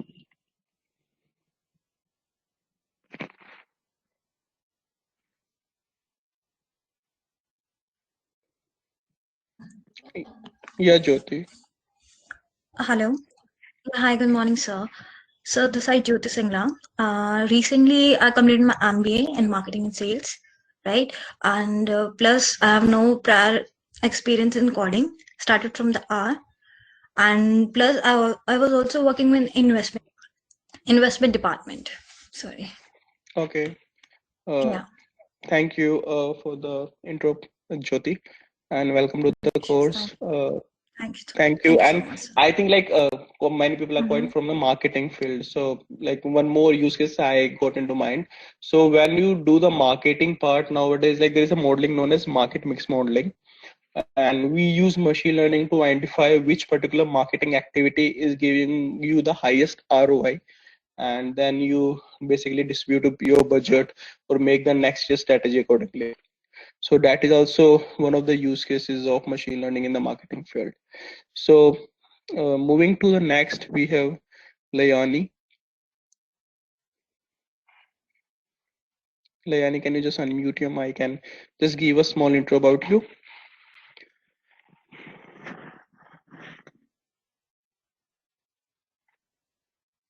Am I audible to you, Layani? Well, you can add in the chat window if you are facing some technical issue with the unmute and with the system, so that I can help you out with that part.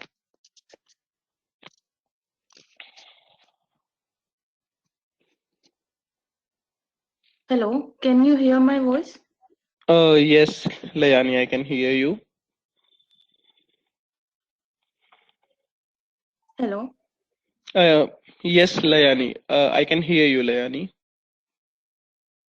Yeah, hi, sir. I'm Laini. Have completed my civil engineering last year, and I'm from non-coding background, and I have no Okay. work experience also. Okay. That's great, I think. Normally, like I also do have one friend who is from civil engineering and is in the data science field from the past 3 years. Welcome, Layani, and I think like this course will be quite useful to you for making your career in the field of data science. And now we have the next candidate as Mozam.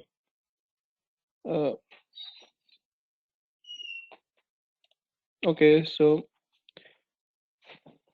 he's a BTech in electrical engineering, new to coding, and 5 years of experience in strategy.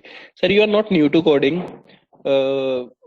Actually, I'm a BTech MTech, so I'm also a master's in that field. So all the BTech guys are most of a favorite to me, especially the IT and the computer science one. But yeah, electrical. So you have done, I think, FCPC, fundamental of computer programming in C. So C, C++ तो तुमने भी किया होगा. So yeah, but okay. But thank you for the intro, Mozam. So moving to the next candidate, we have Nandini Devi. Yeah, hi, And Gurdeep. sorry, and one more thing. Sorry if I like if there is some error in the pronunciation of your names. I apologize prior only. It might be like that is not that is the thing. Like it can be, but sorry for that. Yeah. Yeah, Nandini, we can start with your. So, hi, Gurdeep. Yeah, this is Nandini Devi, and my recent education is MSIT, and in programming experience, I have experience in Oracle SQL, PL SQL, and Informatica SSIS. And professional experience, I have 7 years experience in Wipro, and currently I'm working as a team lead. Okay, that's great. Like quite a great extensive experience, and I think you are mostly in the data management field altogether, handling huge amount of data. Yeah, and actually now that data will help you in identifying the new patterns in them, and using machine learning in them. Yeah, thank you, Nandini, and welcome to the course. Now we have Parul. Yeah, thank you. We have Parul now. Parul, can you just please unmute your mic and give a basic intro about you?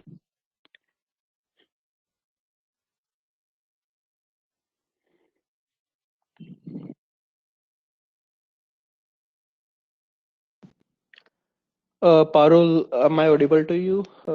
If you're facing issue with your mic, please write in the chat window so that we can help you out.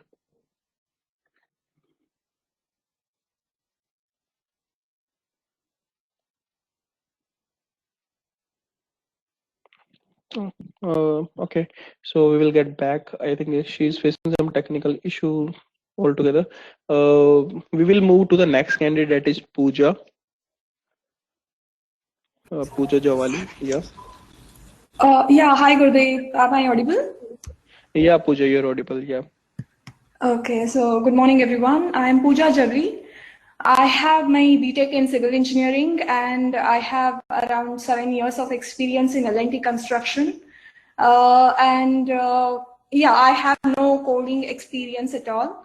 But we do hire a lot of consultants from programming background to understand the business intricacies. Since I'm in analytical role, I'm into business development and analytical role, so we do hire a lot of consultants.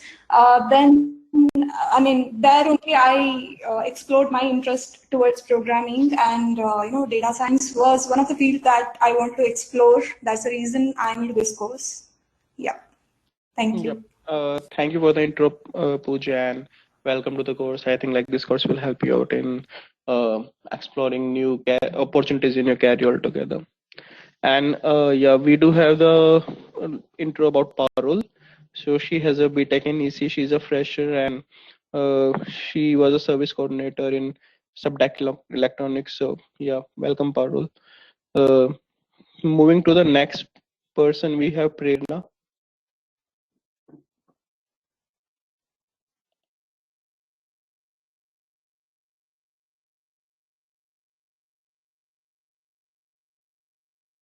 Prerna, am I audible to you?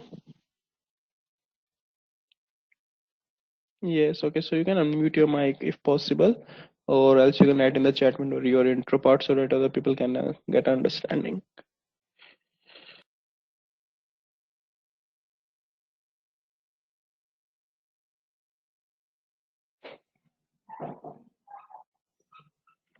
Yeah, Prerna, so I think you can just unmute your mic. Your mic is on mute.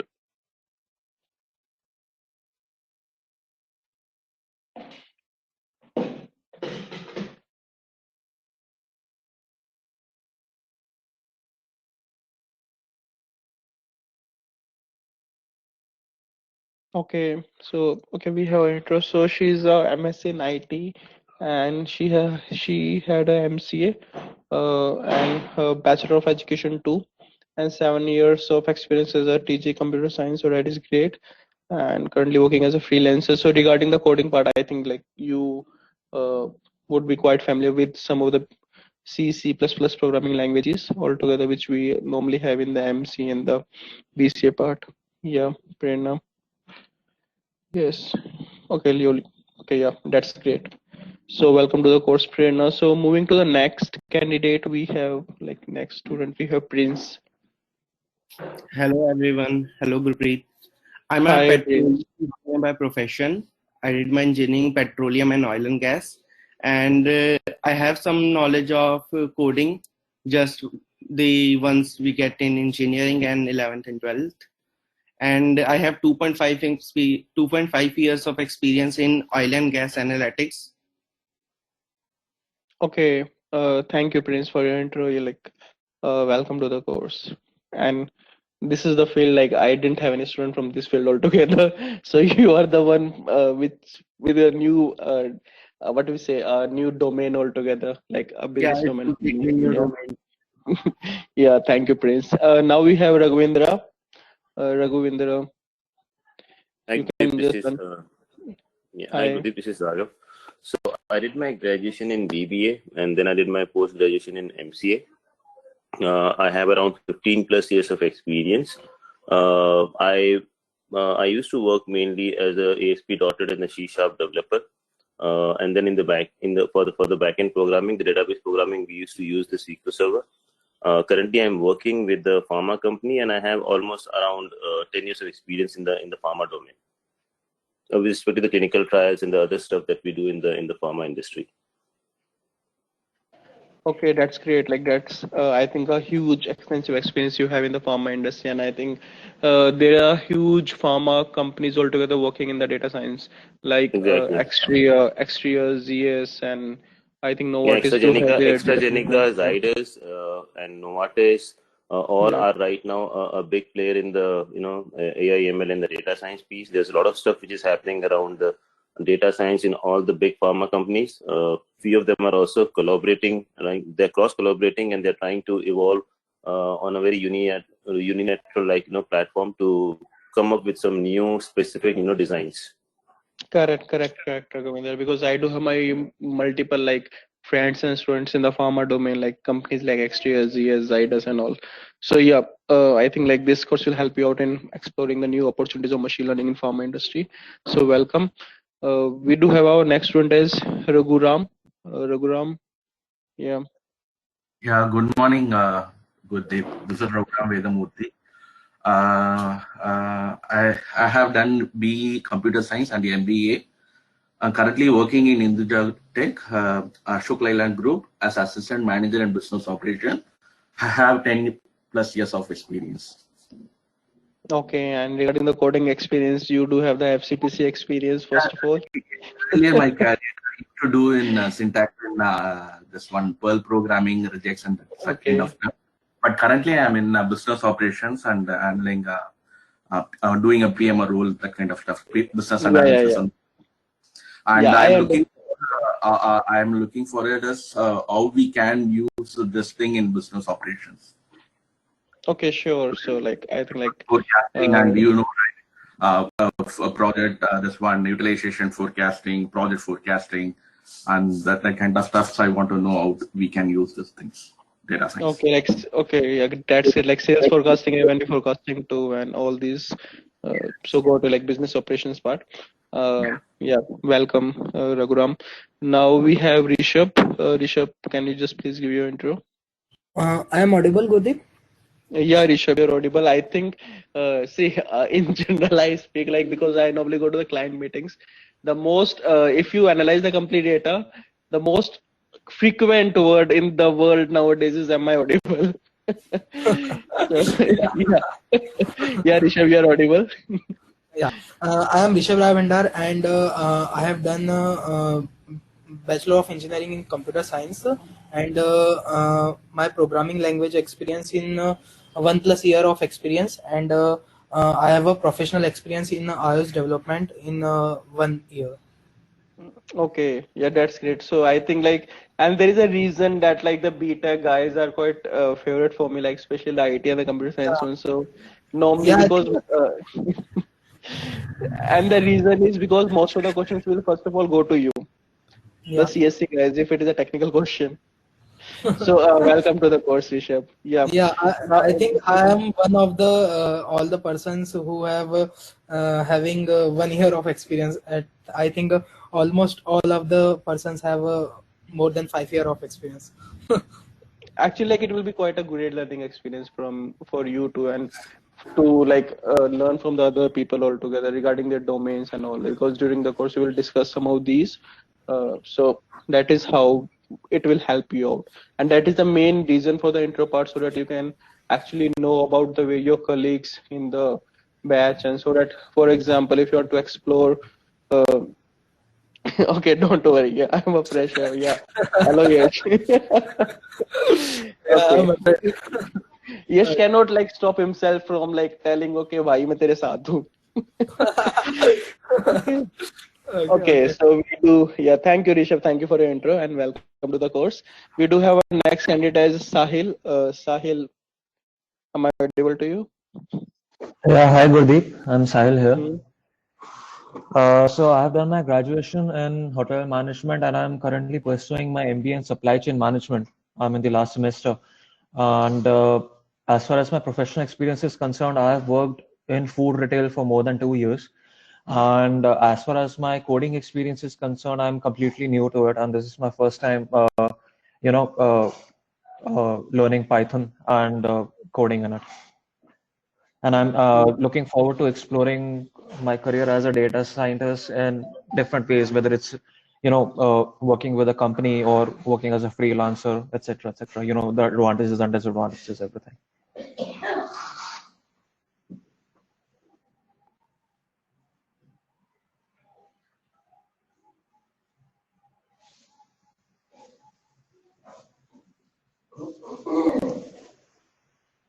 Hello.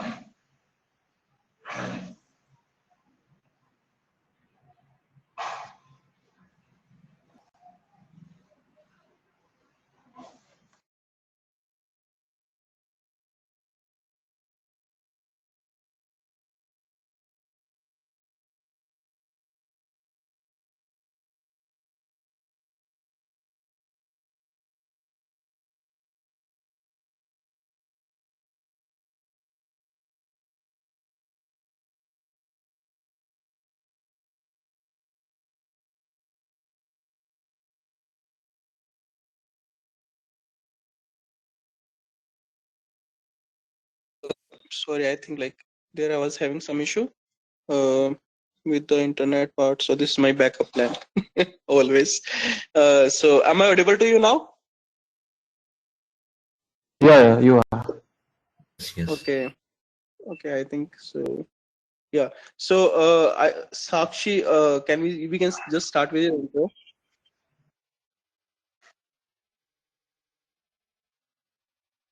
Hello.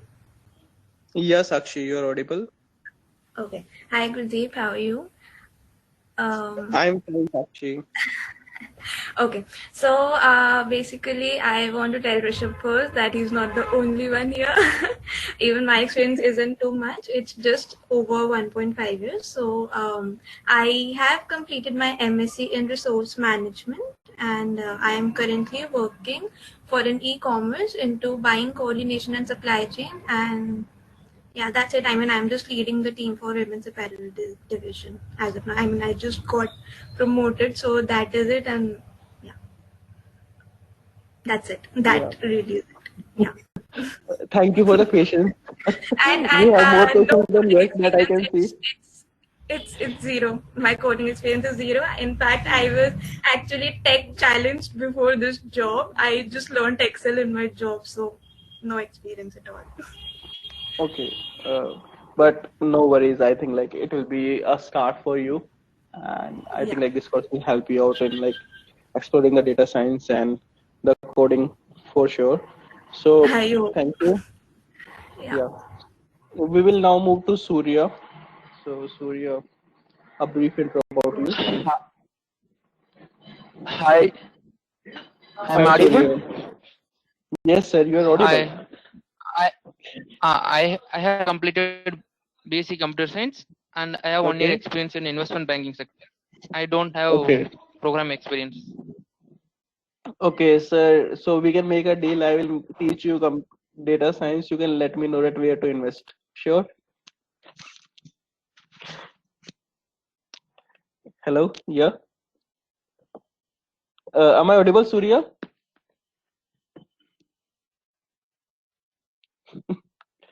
Uh, am I audible to you all? Yeah, yes. You are Okay. audible now. Okay, Surya. So regarding, I think you are also from the computer science field. So regarding programming experience, are you currently working on a programming language or it was earlier only? No, I'm working as a cash management transaction process officer. My role. Okay. Okay, that's great. So welcome to the course, Surya. Now we have Sarup as the next student. So Sarup, can you please give us brief intro about yourself? Yeah, hello. Hello, Rishabh. Sorry. Hello, Gurdeep. Uh, I'm Swarup.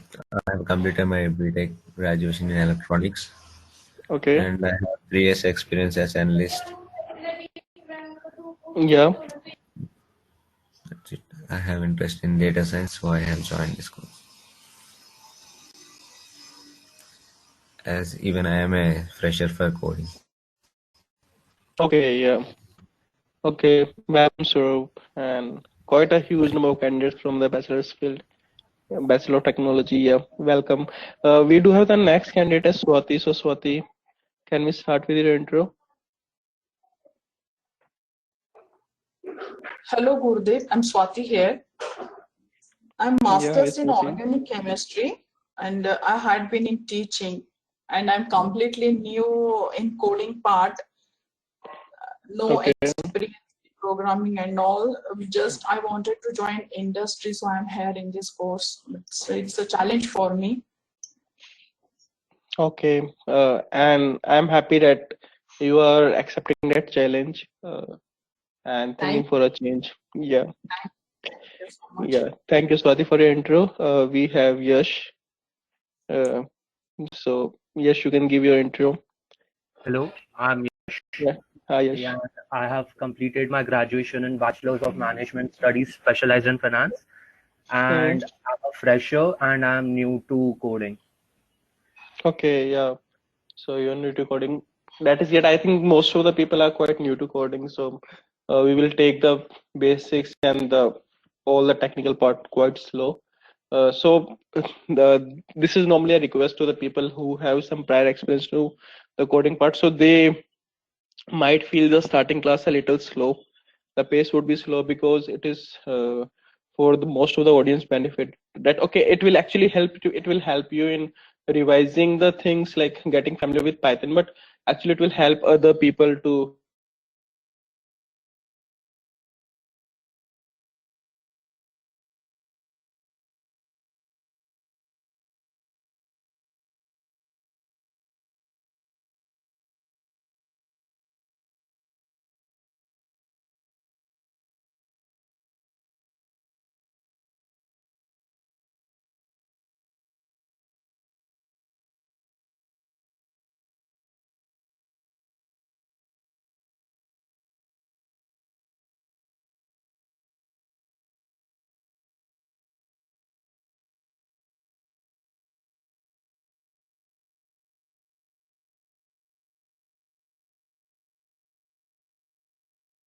Yeah, sorry, I think the mic went on mute. So I will try my best to help you all to make your dreams come true. And there is one more thing, like as I said in the beginning, that if you have any, am I audible now? Yeah, okay. So as I requested in the starting of the session, that please feel free to ask questions and feel free to give feedback. I'm in the chat window. I'm writing my email ID to you, so all of you can just store them up. Hi Gurdeep, this is Rishabh. Hi Rishabh here. Yeah, I have a question. In companies, there is a mainly use Python language or R language.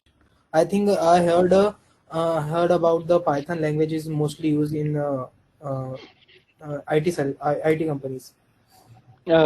Yeah, Rishabh. So I think this is the first question which I normally have if the candidate does not. This is the first question I normally cover. That which language to go with, Python or SAS? Correct. And see, I would say one thing. So I will just make you familiar with these part. Most of the time, if I talk about Python and R is used in data science. If I talk about SAS, so these are more of a practical on-ground reports. So if I talk about SAS, SAS is used, but in the banking domain. So all the banks have their data in the SAS. So they use SAS coding. Like if you go to MX, RBS, Danambi, all these companies, or if I talk about like ICICI, though they do have their data in SAS and they use SAS coding. But now most of the companies are also thinking to switch from SAS to either Python or either R. Correct. And the reason why they are using SAS now also is because SAS do have its data in encrypted format. And the second thing is it is not open source. SAS, you need to buy a license for the same. And that is quite costly, like 5 to 10 lakh rupees per user license. So the data is in encrypted format. So that is why they are preferring SAS till now. But now Python and R is there in the field altogether, and in which like those are open source first of all, so there is no additional cost to the companies. And I think Python R provide more functionalities in the term of machine learning and all, NLP and all. So with no extra cost, you have to, like, the companies are getting more technical support or more benefits from the technical standpoint. The second thing is now how the companies, for example, SAS was using the data in encrypted format. So now how companies are taking care of that thing. So you would have heard about the cloud platforms like IBM Watson, Microsoft Azure, Amazon AWS, Google GCP. So these are the main competitors in the cloud space. So companies are migrating their data to these clouds, and these clouds do provide a functionality of Python on them. So in the cloud, they have the Python functionality, and the data is also on the cloud in the encrypted format. So they are paying for the cloud. They are paying for the cloud storage, and the users or the employees are given access to those. So that is how the things are transiting in the real world now. Or when you are working in a company altogether, so like for example, your system is always like there are IT rules and regulations being implemented on your system that you cannot use the USB and all. So you can install Python in your system, and you cannot transfer the data. So this is how the data encryption, data security is being taken care nowadays. The second thing is like, so this actually rules out the usage of SAS. I think like it is quite clear why SAS is not used nowadays, but yeah, it is used, but in a very limited domains, mainly in the banking domain. Reason is because there is a cost associated with it, and most of the companies are moving to the cost saving part nowadays. Regarding Python and R, I would say, see, there are two things. R programming is quite different. It is, for some, it is quite easy to use. For statistics only. Correct. It is more with the statistical part and all. If I talk about Python, Python is more of type C++. For example, you are BTech only altogether. So FCPC, like it is more similar to the C++, like much of object-oriented programming. Like, for example, if you want to like do more of a customization to your particular thing, then Python can be used. But R can also be used in data science. Correct. So me, a Python trainer, but I would say one thing. See, you will learn R, you will learn Python, you will learn SAS. If there are classes for that, I would say do one thing: get familiar with all three, but try to expertise in one in starting. Correct. So you have to be familiar with all three, because namely the operations and the machine learning. See, machine learning theory remains same for all the three languages. That is the syntax difference what comes in play. So I would say Python, R, or SAS. You should be familiar with the basics, so that like and expertise in one. The reason I'm saying you should be familiar, the reason is so that when you give your interview altogether, or when you like want to switch your career, like when you're giving your interview altogether, so that if there is a opening, like when you apply for the position, so if there is opening of SAS, you can apply there too. If there is a opening in R, you can apply there too, so that you are quite open to all the positions, because you have a basic understanding. And the reason I'm saying you to expertise in one, because actually see, when you go to an organization altogether, you need to create machine learning models. Okay, so you can use either Python, or you can use R. Most of the companies are you can say flexible with both of these. They want the end result. So that is why I'm saying you have to be expertise in one, because you cannot be expertise in all three in 6 months. That is what I think will be quite difficult to maintain. And so the practicality is key. To become an expert in a particular language, it will take 4 to 5 months for you, with extensive coding practice. See, if I will teach you all the Python, and if you don't practice, you will forget the syntax within a week or two. This is my request. I will give you certain links or websites which you can use for the theory part. I will give you a link for some of the coding platforms where you can do and practice the coding part. This is a request. Please practice the coding part. Please practice the programming language. Please practice the programming. Reason being, because the more you practice, the more you will be familiar with the syntax and the errors. And normally when you go and join a company altogether, the first round is more of the aptitude and the technical round, coding round. Okay, so there is one platform such as HackerRank. So I will name multiple platforms. So there is a platform such as HackerRank, which companies use for taking your coding test. So when you clear the coding test, then you will have the interview scheduled up. So coding is one of the most important thing which you have to focus upon, because when you reach in the organization altogether, then then they also need to deliver the project. So you have to be quite familiar with the programming part, that is coding part. Now moving to the so SAS is eliminated. If I talk about Python and R, so I'm saying so the one which you feel easy, start becoming an expert in that field, and then you can explore the other language. But there is one leverage, one benefit Python have. So for example, if you're just using the machine learning part, if you're doing machine learning, both are having the same I can say benefits altogether. Python and R are having the same benefit. But when you talk about some of the other technologies such as natural language processing or deep learning, there Python is having a leverage, or is having an upper hand as compared to R, because Python is having a strong community support. Python is nowadays used in server development also. Python is used in data visualization. Huge usage is there in data visualization part, creating products, creating and used in and natural language processing. For example, if and I can give for example, there is a use case of sentiment analysis NLP. So NLP stands for natural language processing, that is making the computer understand the human language. So there is a concept of sentiment analysis, I can say, and sentiment analysis mean whether the text data or the comments represent the person are happy or not. So if you see that library, if you talk about that particular, you can say use case of NLP, in Python you can find 4 to 5 libraries which can support you, which can perform that operation, whereas in R there will be only one or two. That is the reason companies are preferring Python, due to its use cases, due to its community support, due to its library support. So there is where like Python provide you advantage of.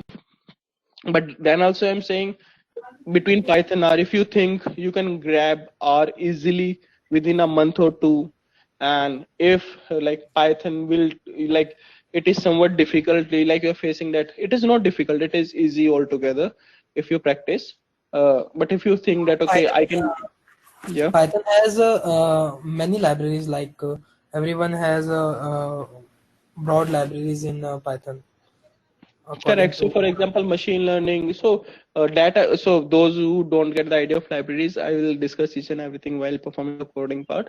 So yeah, library support is quite huge. For example, if I talk about machine learning, we do the sklearn library. If I talk about data visualization, then we have Seaborn, Matplotlib, and Plotly.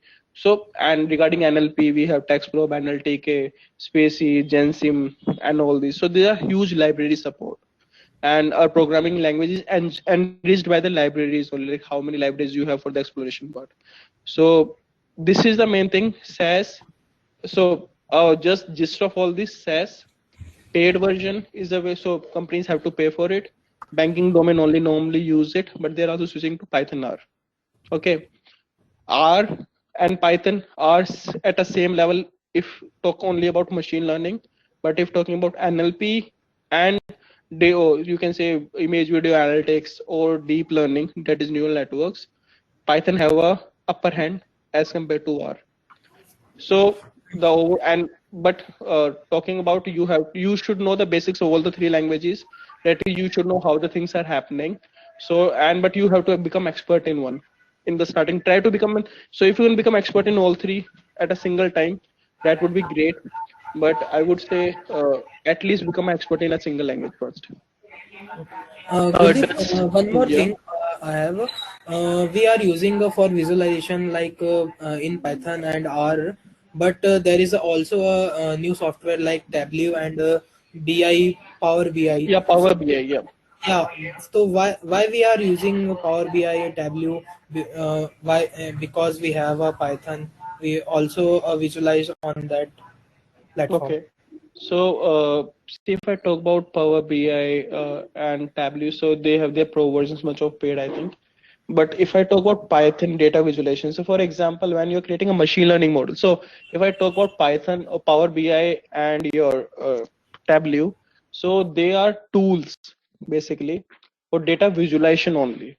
So they provide you drag and drop functionality, that you can drag this column there and you can create these charts. So they are specifically only for the data visualization. And normally the person who use what we say, the you can say the person who use this Power BI and the Tableau are known as BI persons, business intelligence, that okay, they normally are involved in the reporting work. But when you try to automate something, you have to use Python, you need to use programming language, because Power BI, so when you are using machine learning, either Python and R will come, there Tableau and Power BI cannot do. And for machine learning, for example, you're doing machine learning, so you need to analyze the data altogether. Of course, you can analyze the data in Power BI and Tableau, but you do have the same functionality present in Python. So your Python will help you in data visualization too, and machine learning model creation. Either what you need to do is, first of all, visualize the data, analyze the data in Power BI or Tableau, and then you need to use Python for data modeling and all. So you need to switch at last to a programming language only to make machine learning models. So, but Python or these programming languages do support data visualization and model creation. So you can use the simple platform. Yeah. Does that help, Rishabh? Okay. Yeah, I got it. Yeah. Any more question? Anyone? Please feel free. If you can write the question in the chat window too. I can take the questions from there too. Gurdeep, I have another question. It's Okay, just sure. a silly question. If I'm taking this course, so I have done my R language and going to Python. So is there any internships available in IT fields for me to grab? Because as a Okay. fresher, I'm as a fresher in data science. Okay. So So can you to answer your question, okay, yeah. Sorry, were you speaking anything? No, No. can you guide us? It's better Sure, understand. Rishabh. See, I would suggest one thing to the people like who are fresh altogether. See, I would say if you get some internships altogether, I would say grab that. But try to take internships in the field of machine learning or data analysis part. The reason I'm saying is because actually they will give you practical experience and you have your classes only on the weekend. Correct, Saturday, Sunday. You Yeah. have the weekdays. So if you do internship but try to find some slot but I would say don't be over engaged in internships. Reason being that if you're not able to do the course properly. So you need to create a balance between these. So if you get an internship in the field of data science or you can say data science or you can say business analysis part, that will be quite useful if you can have those. So you can cater both the things. The reason being after completion of the course, actually this certification and all this knowledge will help you out. And the second thing is the internship will also help you out in getting a job because you do have the practical hands-on also.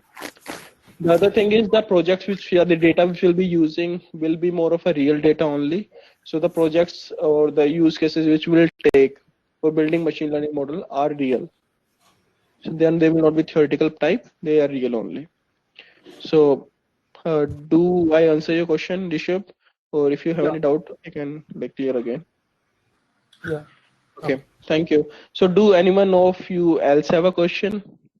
Any question? Yeah, Raghuram. Okay, so I have some questions. Okay, so have you heard that 80% of the companies they are using Python? Okay, yeah. So what we require is we will. What's your plan? So how many classes you plan to teach us this Python? So will you cover all the basics and whatever you are teaching us is that just that's just enough for our day-to-day practical life in office? Or if we Okay. move to the Python in industry. Okay, sure. Thank you for the question. So answering your question part, yeah, Python is mostly used because normally company do decide a language seeing the future use cases. As I've told you, Python have a leverage in some of the niche technologies such as NLP, deep learning, and all as compared to R.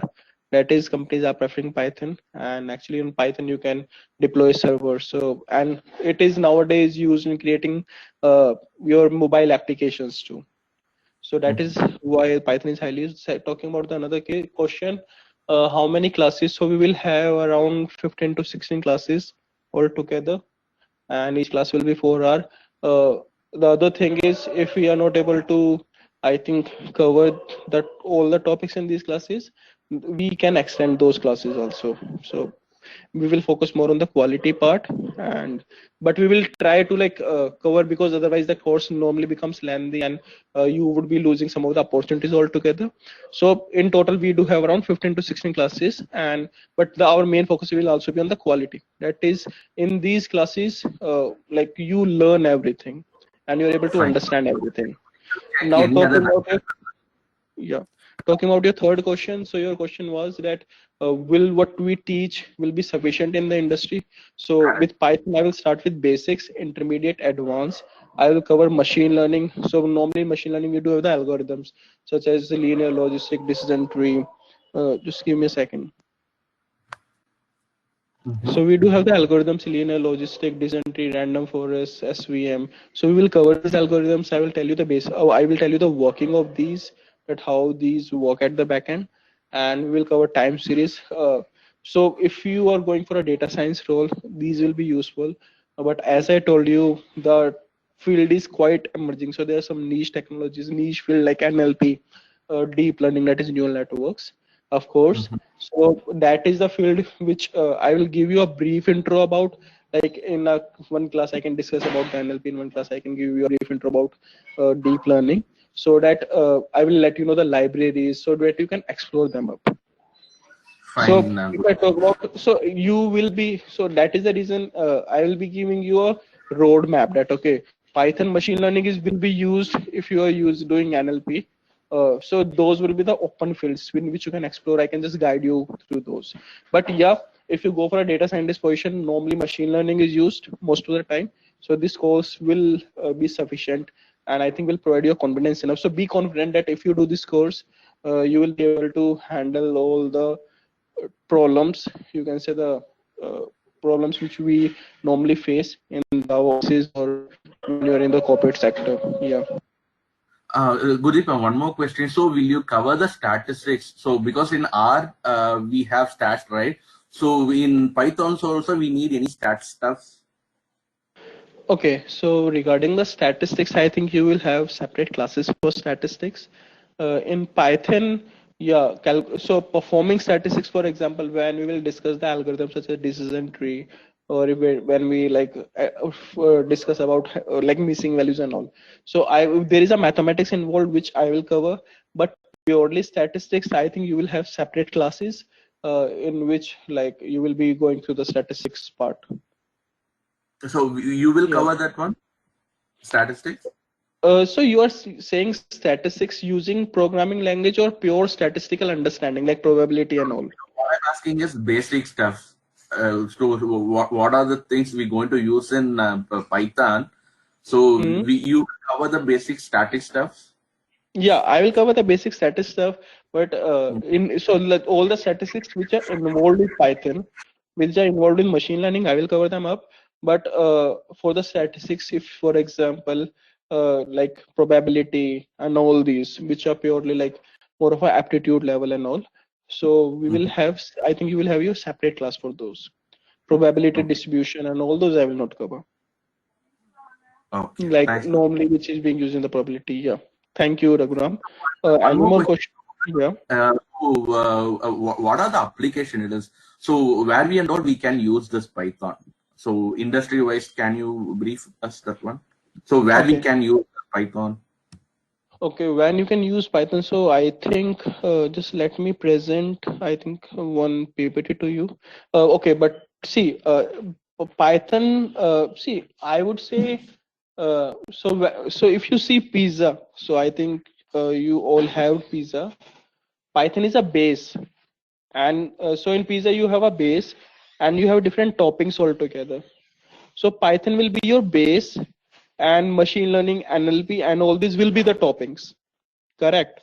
So the main idea from this is that you will require Python to do each and every operation. If like the latest niche operations, like because Python supports all the things. So if you know Python, from Python you can do machine learning, NLP, and all. If you go to a corporate sector, if you go to the industry, the thing which is in demand is, for example, machine learning, NLP, web scraping. So that technology is in demand, and for doing that technology you will be using Python. Regarding the use case, so first of all, this was the answer to your first question. About answering your second question, so if I will just show you people later, let me answer you. So if I'm talking about the various domains, so as I discussed during the brief introduction session, so we do have the different use case of machine learning in various business domains, and Python and how Python is used in those. So to perform machine learning, you will be using Python, and to solve your business strategy, you will be using machine learning. So this is how the things are related. Regarding the use cases, for example, in healthcare industry, if I talk about, so I will take some of the industries one by one. If I talk about the healthcare industry, the usage is normally cancer data, so disease detection. So that will be one of the data set which we'll be working upon. So I will try to incorporate different domain data set during the project, during the what to say implementation of these. You can say machine learning algorithms. So in healthcare domain, normally the machine learning is used for disease identification. So there is a huge research going on that on the basis. So for example, if you have an understanding that on the basis of, for example, identification of symptoms, identification of disease based on symptoms, that is done using machine learning nowadays, and identification of you can say identification of like cancer is also done using machine learning. For example, when you go with cancer, you do have your culture report and all, so normally that takes time. But nowadays technologies are being made by which using your lab reports we can identify that which type of cancer you are having and whether you're having cancer or not. This is more with the healthcare. So, and in healthcare, we are normally using it to identify new medicines also. So, for example, if you remember, when the COVID came, there was actually a competition Kaggle. So, Kaggle is a platform where all the data scientists compete over to solve the business problems, and normally you are awarded a huge like there are prize for those. So when there was a COVID time, so a competition was launched on Kaggle, and in that competition you have to solve, like it was more with the data set was mainly in the text data, and you have to solve that, okay, what can be the resolution for COVID, which medicines can be used. So that is the one of the use cases for this. Regarding the FMCG or CPG domain, so FMCG stands for fast moving consumer goods, or CPG is consumer packed goods. So this industry is basically your such as your PAP. So for example, or your fast moving consumer, so the fast moving consumer goods are such as your biscuits, your snacks, your, like for example, soft drinks. These are coming in the industry of fast moving consumer because they're consumed at a very fast rate, and they do have a shorter lifespan, that is expiry period is quite near. So companies do analyze their sales, that they want to identify, okay, what their sales will be, what their like how when they should acquire the raw materials, and what if they're doing the marketing activity, which marketing activity is giving them you can say the best you can say the output, or the ROI. ROI stands for the return on investment. So for example, if they're investing 100 crore rupees on a particular marketing strategy, then how much they're earning from it. Correct. So just let me share my screen. I do have the PPT now. So it have, so, and I can say that one of the most beautiful use cases is the self-driving cars, the Tesla one.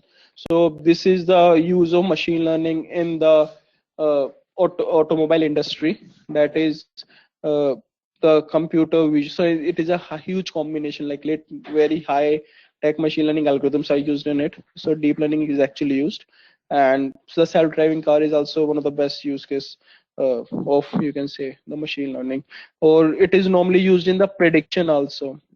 So if I talk about, so I can just make you go through the use cases. If I talk about like Facebook, so these are some of the use cases of machine learning. For example, earlier when you used to upload your friend photo on the Facebook, you used to tag your friend, right? Okay, this is my friend, his name is this. Nowadays Facebook tell you, okay, this is your friend and his name is this. The things have changed. The reason is they're using machine learning algorithm at the back end, and that is convolution neural network. They actually detect your face, and normally they're storing your data. You, like the photos which you upload, they identify the faces and store them up. They're doing training at the back end, and whenever you upload, they do analysis of that and tell you, okay, this is your friend. That is how. So they're using machine learning at the back end altogether. Your machine learning is also used to identify the disease spread, at okay, how the disease will spread. So in the healthcare domain also, like there is a huge use cases. So we do have a huge use cases. So I'll just make you go through this slide after the like I will just also make you go through this slide. But I think, does my explanation help you out, Raghuram, in understanding how the things will flow, or like do you require some clarity? I can help you out again. Thanks, Raghuram. Gurudev. One more request from our side. Okay. Okay. So as you said, we need to practice this daily basis. Okay. So request you to upload the content. If it's on the same day, it will be a fine. For example, if you take the session today and request you to upload in YouTube or Google Drive the content on the same day. So can we expect that from you? Because what has happened usually the last R programming also, it takes the 3 days or 4 days to upload it in the system. That is in YouTube. So we lost the just 3 days. Then what will happen by end of the week only we getting the videos. So we're not able to refresh it. Okay, sure, Raghuram. I will do that part. So regarding the upload of the video, I think I will connect with the admin team and they will be like quite able to help you out on those fields. From my side, what I can do is the codes which I will discuss with you. I do have the Pro PY notebook, IPY notebook. I will share them the same day with you. After the finish of the class, I will share them with you. Just I only request one thing. If you have your email ID written up, so do you? What I can do is I have written my email ID in the chat window. I only request one thing so that one of you can take the like if you have your mail group also. So what I will do is I will send you mail using my email ID. That is the latest. What we say, the code which you are discussing, the material which you are discussing in that particular class. I will share you over the mail after the class. Yes, that's a fine. So Yeah, that request you will be great. as soon as possible and request you Uh, to yeah, Raghuram, I think I lost your voice, Raghuram, in between. is it audible, Gurdeep, now? Yeah, it is audible, Raghuram, now. So that's what. So as you said, you upload your material as soon as possible after the session overs, and request you to inform admin to upload the video. So how much if they can upload at least by in 2 days, that will be a fine. Sure, Raghuram. I'll just connect with them too. And regarding the codes, I will share the same day. The data set I will share the same day after the meeting itself, and the PPTs too. This is the email ID. What I want is, okay, what you can do is one by one. Okay, like do you have a? Do you know the email ID of each other, Raghuram? Okay, no. We have a we already Okay. shared our email to the Damini, so she created Okay. one. So usually what will happen, earlier tutor used to put the material that will get, we all of us will get the data. Okay, sure. So, okay, So you what you can, check with okay, sorry, what you can do is, can you just, what I will do is I will just share, can you one by one write your email ID in the chat window? I will just copy them up and I will share a mail with you now only, and we can check that, okay, most of the people have got it or not. And so that because I can so that I can share the material the same day.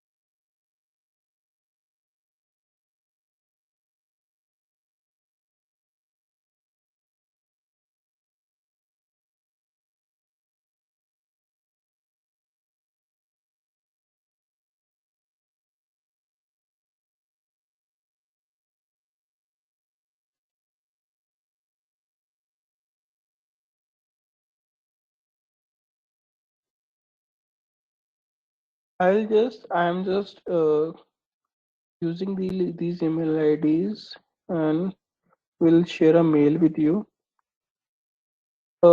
Surya, it is with Outlook only, outlook.in.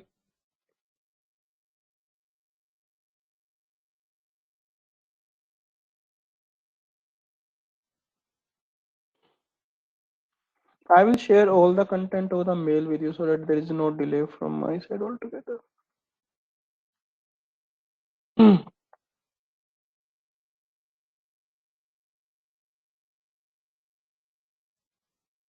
Udip, can you create a Google Drive, so common Google Drive, or so you will get all in emails?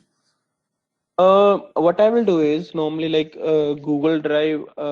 What normally I do is I will simply copy. So I would all the content I will share you over a mail, and all the new every day like every class content I will reply over that mail chain. So you will have all the content in a single mail chain altogether. No, Will if it that is work? if it is attachment, then it will be Ha, easy. if it is it is attachment only. So I will Uh, attach all the contents of mail with the mail. Sorry, I will attach all the content with the mail. so is it better, right, if we have it in Google, so we can have all the files and be in one place instead of chain mails? Okay, so what I can do is I can just because I don't maintain that structure till now, but yeah, what I will do is I can just try for that part. You need to just give me some time. For 1, 2, 3 classes, I will share over the mail. But after that, what I will do, I'll collate over a drive and share the drive access with you. Is Yeah, that okay? that's the better option. Yes. Okay. So have everyone all codes in Google Drive. Okay, so I will just try this, Swati. Yeah, I will try that part only. So have everyone shared your email ID with me?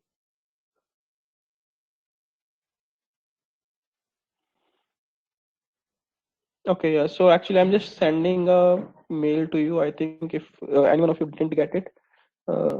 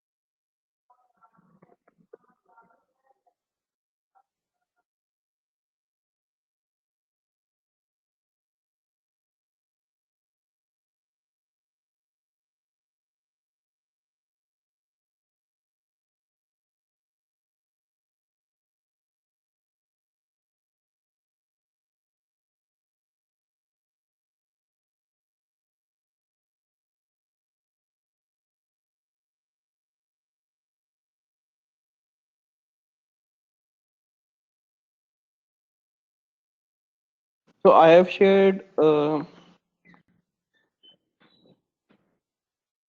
mail with you. Just all of you request to check your mailbox. I have got 23 mail IDs. Yeah, I think it will be in your inbox in a minute or two.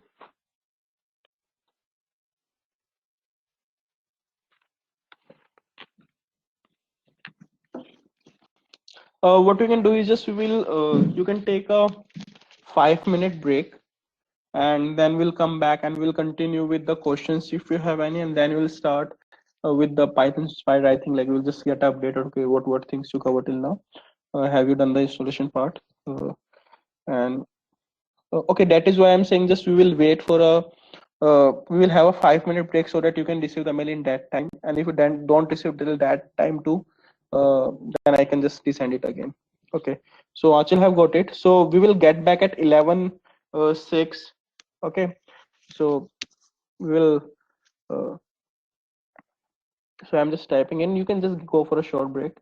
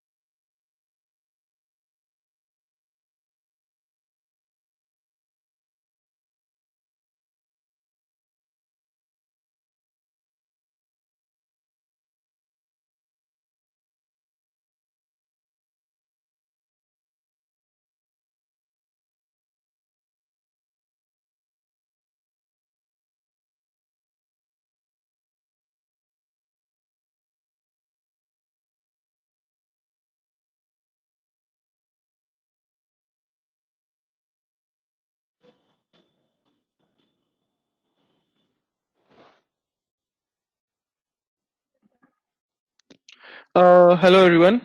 Am I audible to you now? Hello. Yeah, you can write in the chat window or you can just unmute your mic. Okay, yeah, that's great if I'm audible to you.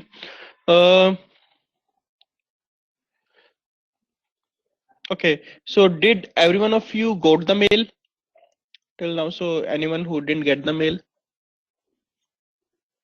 Okay, that's great. So we will actually, so this is my email ID, gurdeeptral@gmail.com. You can reply me if you want to have some queries altogether, or if you want to give any feedback. Please use that email ID to connect with me, and I will share all the material using this email ID only. And so, as requested, what I will try is over 1, 2, 3 classes material. I will just share over this mail chain, and then I will just upload the material on the drive, and then I will share the drive link with you. Hope that works. So I think like, do anyone of you have any other question altogether? I will address that. So Rishabh, your question is, will we cover all the supervised and unsupervised learning model? Yeah, we will cover all these. So supervised, we will cover both classification, regulation, and unsupervised, we will cover everything, PCA and your clustering and all. So we'll cover both this year. Any more questions? Anchal, So Gurdeep, I think, yeah.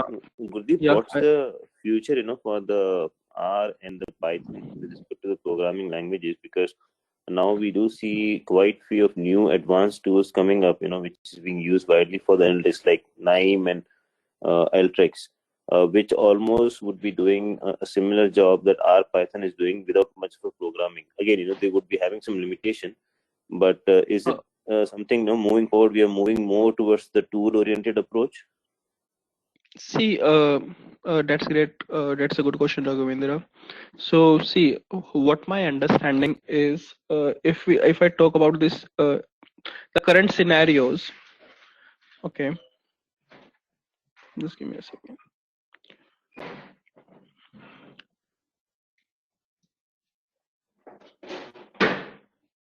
Yeah, if I talk about the current scenario, if you talk about Alteryx, or if you're talking about, you can say NIME. So NIME is an open source tool, and it is more of a drag drop functionality which do perform machine learning tasks. If I talk about Alteryx, that is a paid version. See, if I talk about, for example, specific to NIME, that is a free tool, but normally that get hangs up when it is a huge amount of data. And NIME, and if I talk about NIME too, okay, like NIME, sorry, I talked about Alteryx, it is paid tool. I do have other options such as the cloud. So I think your question was, what I understand is not more with the NIME and Alteryx. It was more with the product-based approaches which are available nowadays. That is, you can simply drag and drop. You don't have to know the programming part, and you can do that stuff. Correct. See, actually, there are some pros and cons for both of these. First of all, if you go with the tool part, such as if I take an example of AWS. So companies do have two options.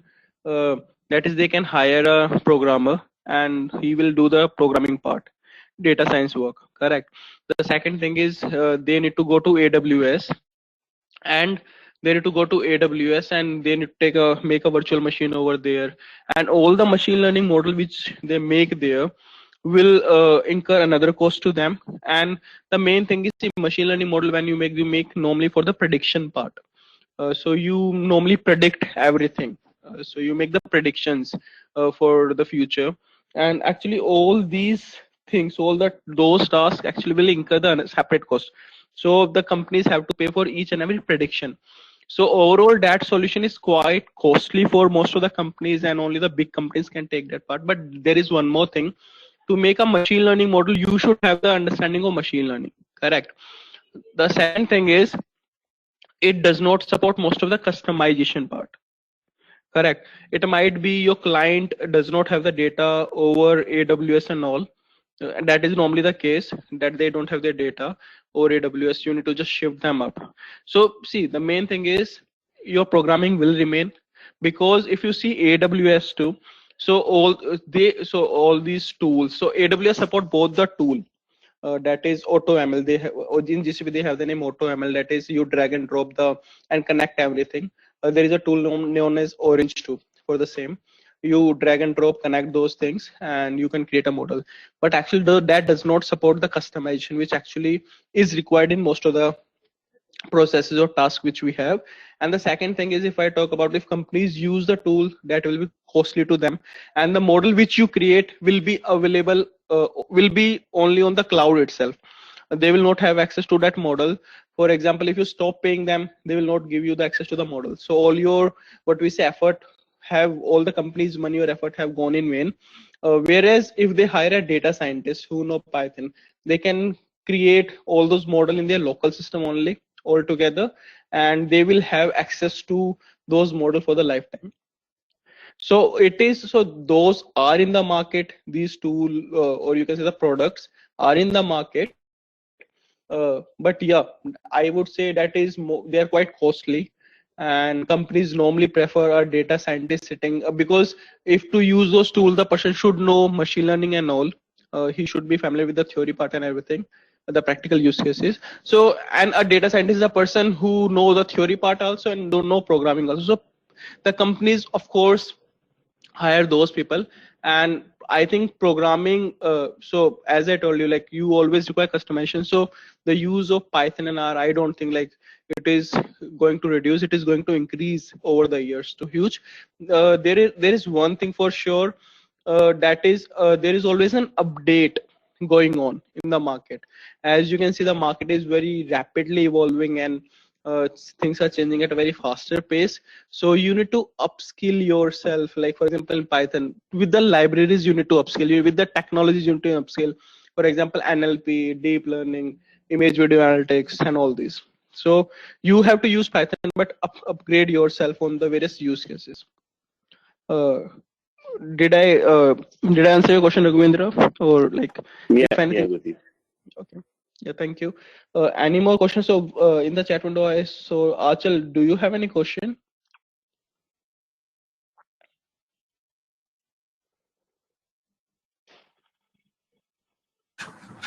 Gurdeep, I have one more question. Raghu here. Sure, Raghuram. So how the market will treat Gurdeep? For example, we hear most of the people have experience 5+ of, or more than 5+ of experience. So okay, Correct. if someone complete this data science course, okay, consider as a freshers. Okay, if freshers are experienced in different domain or different industry, how the market will treat? If we are interested to move in data science line, but we have experience in different industry, how the market will treat, whether they will give priority to the fresher or people like us who have more experience but different industry or domains. Sure, Raghuram, that is a very good question altogether, and normally that is also one of the question which normally comes up. See, what I would say, like there are two things altogether.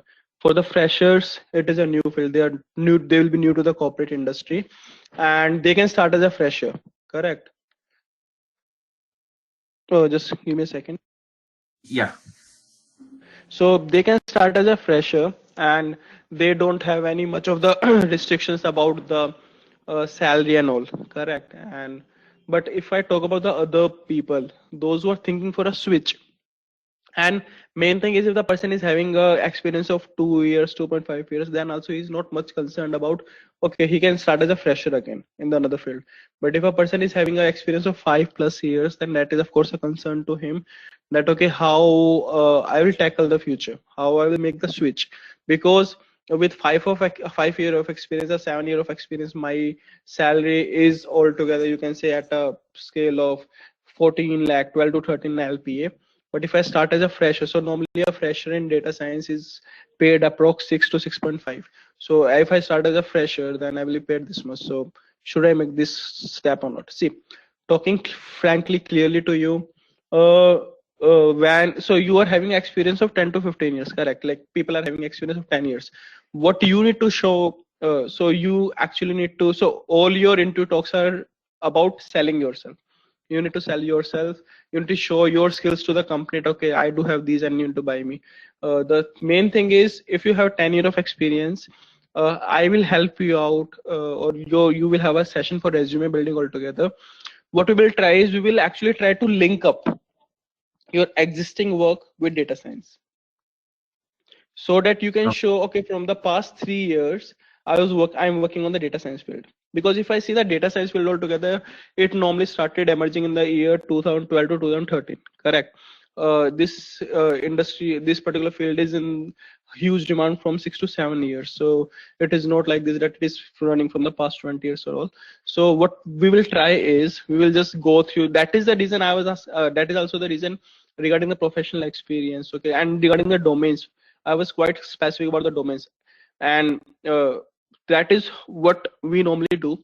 We have your resume building sessions, and we will try to link up your existing work with the business data science, so that is, for example, if a person is working in MX, but he's working in the marketing department, so we'll try that how we can correlate his work in the with data science, so that he can present to the new interview that, okay, I was working on a data science project altogether, and MX, actually that is more of the credibility you will have. Okay, you're working in MX and you can work in that team to work together. That is quite is. So that is how we normally have a storyline in your resume altogether. Okay, from past 3 years I'm working on this. You do have the theory and the practical knowledge by this course.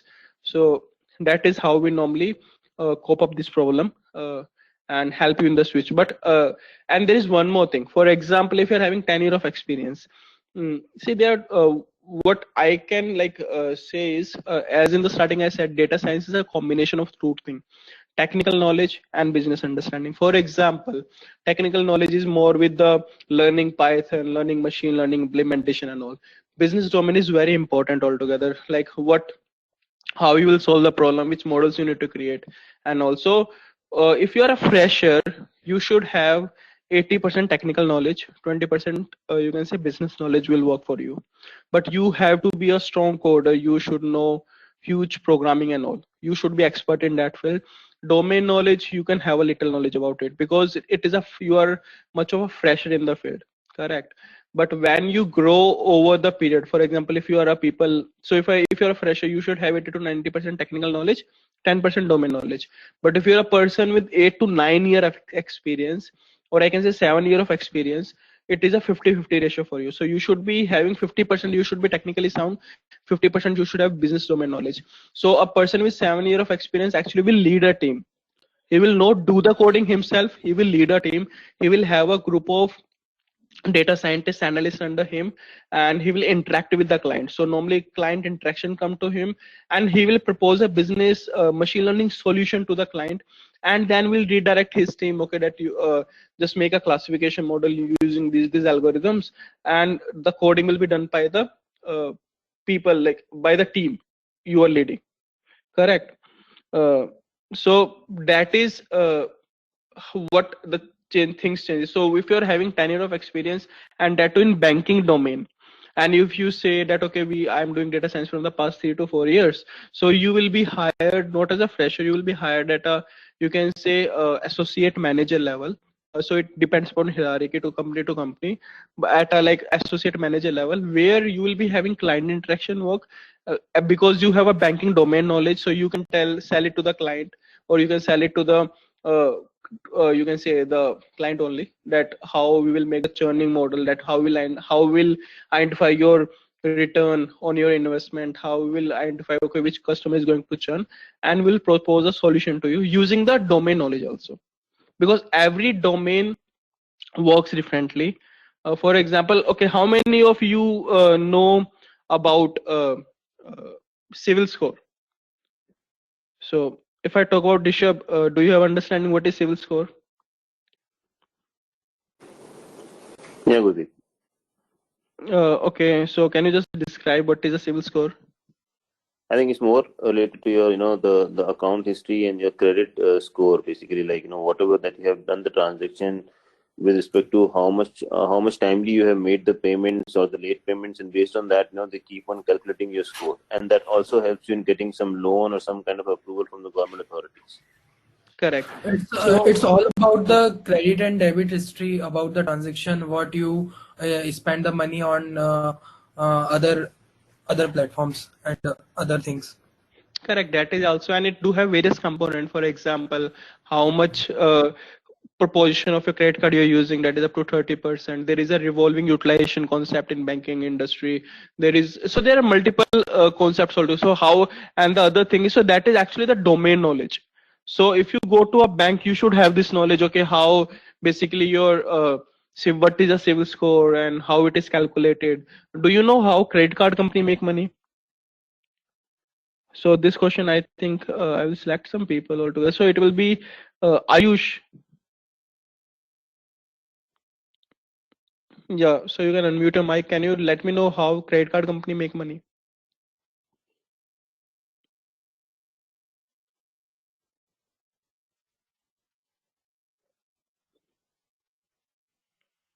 Okay, largely default fees, correct. Default charges, yeah, they are major component, but that is actually not the main business model for them. Because those who interest, yeah, so that is one of the component, yeah, interest. Can you just type in the chat window? I will just catch up. Okay, from where they earn the more interest penalties? You can type in the chat window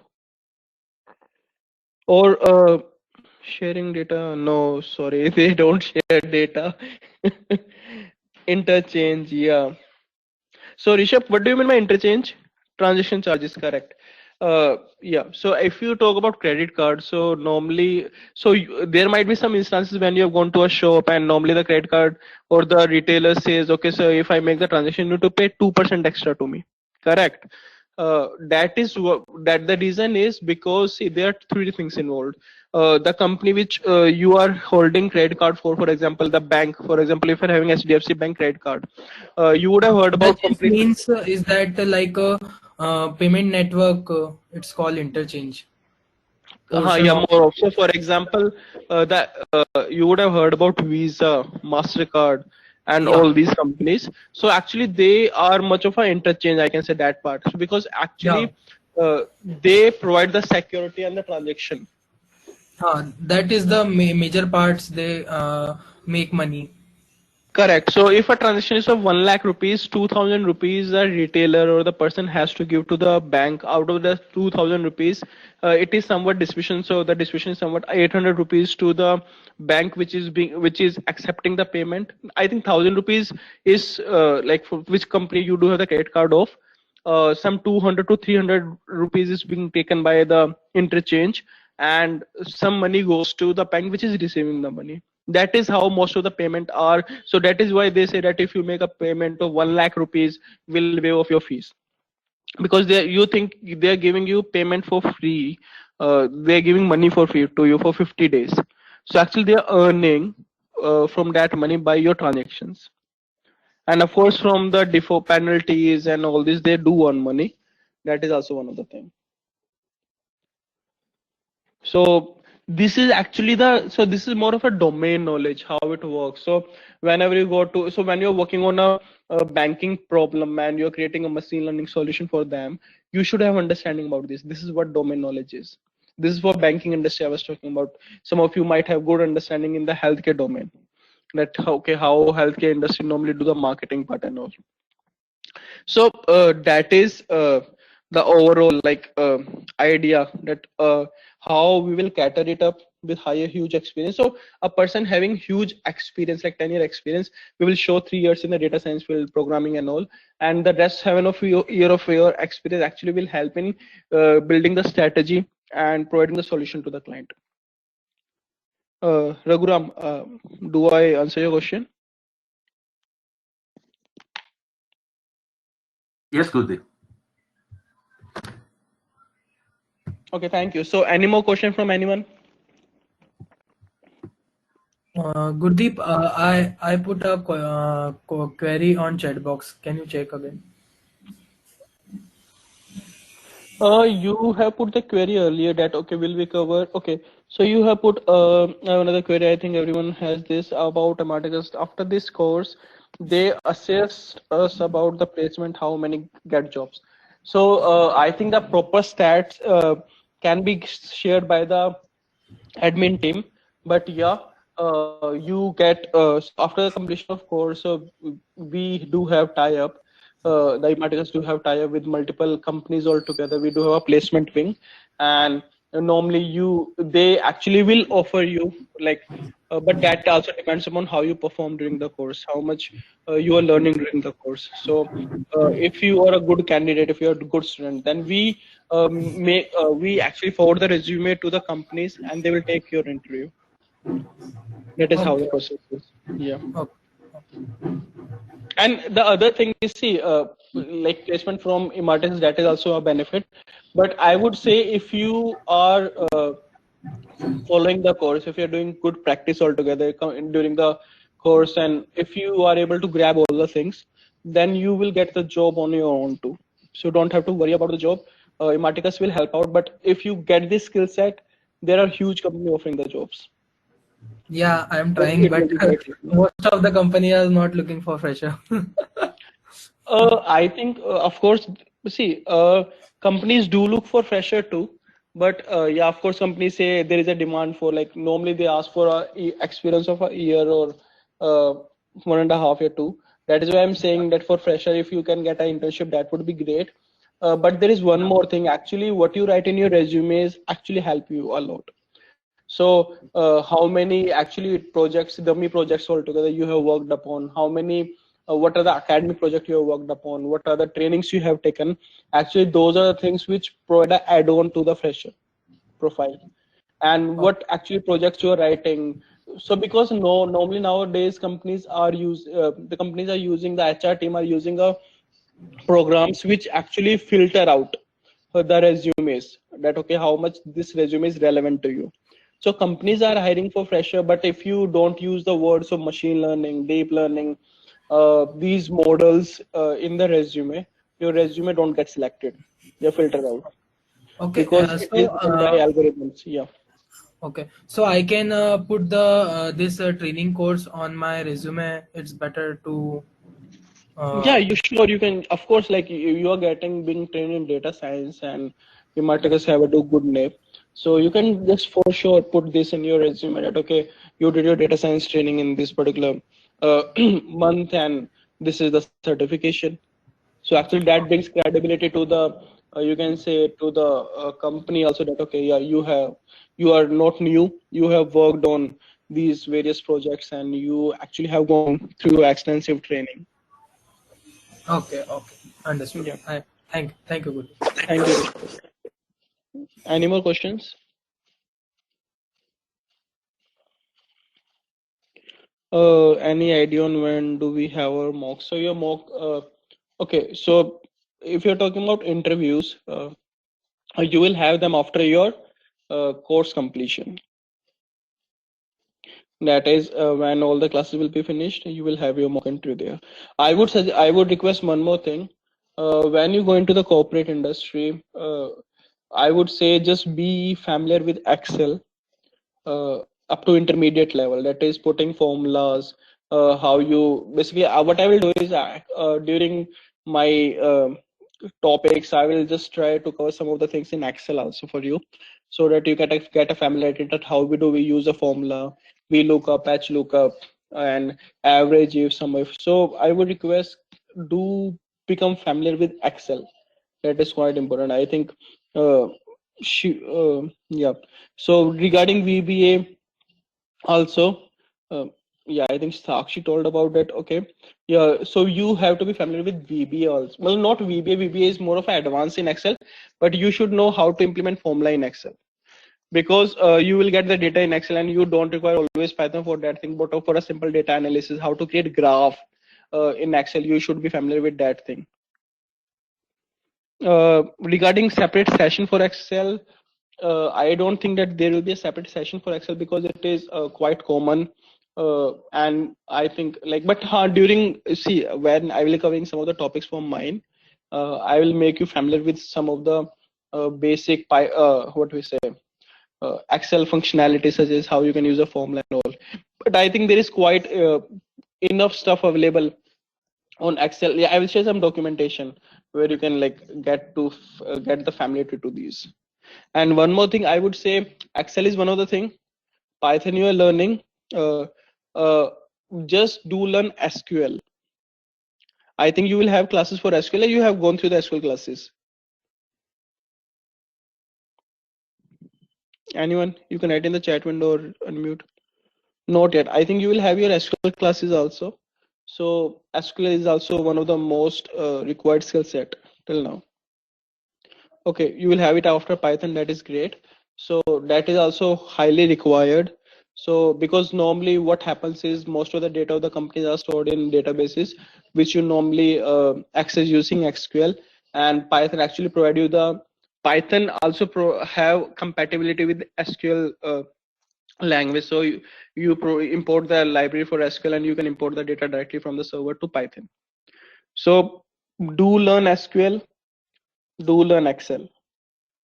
Python I will take care of. And actually I will just, regarding Excel also, I will just let you, so during the course itself, so I will make you familiar with most of the things of Excel. But yeah, Excel and SQL are important if you go for interview. Is it clear to you all? Any more doubts? So Gurdeep, with a person like, as I'm having around 15 plus years experience, what should be the main skill I should be focusing? Because I'm sure I cannot start my career as a programmer, right? But I need to be more into the frontline activities, as you mentioned, like, the client interaction or getting the requirement, and then, like, doing certain activities. So what should be the focus area from my experience? See, Raghuvendra, I would say, Raghuvendra, I would say your focus areas. See, am I audible? Correct? Yeah. Okay. See, I would say, don't see, your main focus area will be client interaction, architecture solution, well, basically solution architecting, like, okay, how the solution will be, delivery part, leading a team. But your main focus area is machine learning. That is, you should be clear about when to use this algorithm, what the accuracy is normally. And I would say if you can be hands-on on the programming language, that will be quite useful. But that is will be, you can say, a added benefit. The reason being, because when you lead a team of people and you say to your like the data scientist, okay, like or you can say to you normally interact with your analysts who are quite fresh, and you say, okay, do implement this algorithm and solve it. But sometimes they do get stuck, okay, so, and they come back to you and say, how can we do it? So it would be great that you can do some hands-on also, but your main focus area with 15 years of experience will be mainly with client interactions, strategy development, and more with providing the solution to the business problem, and leading the team and delivery part for sure. Okay. Yeah. Yeah. Because with 15 years of experience, your if I give the ratio of business domain knowledge and technical knowledge, so your domain knowledge comes out to be 60 to 70%, and technical is 30%. So you have to understand the business for them, and you need to identify, okay, how you can use machine learning to help them. And when it comes to the machine learning, you need to guide your team, okay, which models you need to create and how you're going to solve that up. Coding, I they think will this is something which probably we are looking more from the technical team side. Let's say if I'm more from the business side, right, having the understanding of this thing, then it will help me to explain my business scenarios or use cases to the technical team, which in turn will help them in building a better model. Correct, but I would say, like, for sure you are more in the business field, but you will tell your technical team. I think you will lead the technical team. So it might be the case also that you are telling your team, okay, do one thing, make a classification model, use random forest algorithm, use these accuracy F1 score recall to measure the accuracy of the model. You need you should have the knowledge up to that level. You need to guide the team properly. Yeah. Agree, Gurdeep. And they will create the model, and then you will deliver to the client, because client will ask you the question regarding, okay, why you judge the model on this particular skill set or this particular metric, not on that metric, and all those stuff. You need to answer those questions. Right. I agree. Okay. Yeah. Any more questions, anyone? Okay. So what I will do is, actually I will share a slide with you. data science PPT with you. Sorry. Uh, I would do one thing. Just go through it today. I'll just share it over the mail chain only now only. And if you just it is more of a familiarity with data science, use case of data science in various domain, and that is what I have mostly covered. But if you still have any doubt, you can let me know in tomorrow class, and I will help you solve your query. How many of you are able to download Anaconda? Is anyone of you facing any issue with that?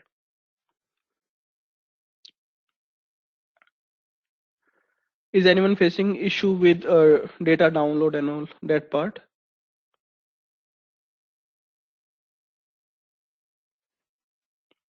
Okay, so I think not yet. Okay, no. Okay, that's great. So I think so we have two platforms. So let me just first of all share the.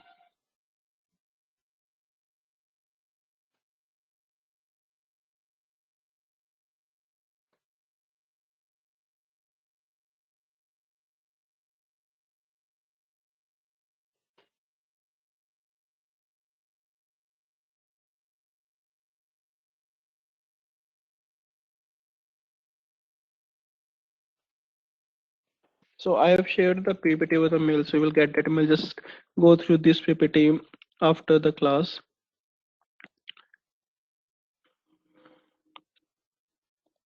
Yeah. So let me just share my screen. I think you have gone through, so you have downloaded Anaconda, and I think you have gone through somewhat of a familiarity with Jupyter, correct? Regarding Spider, okay, you don't have any. Okay, regarding just give me a second. So let me open Anaconda prompt. Is everyone of you able to open Anaconda Navigator in your system?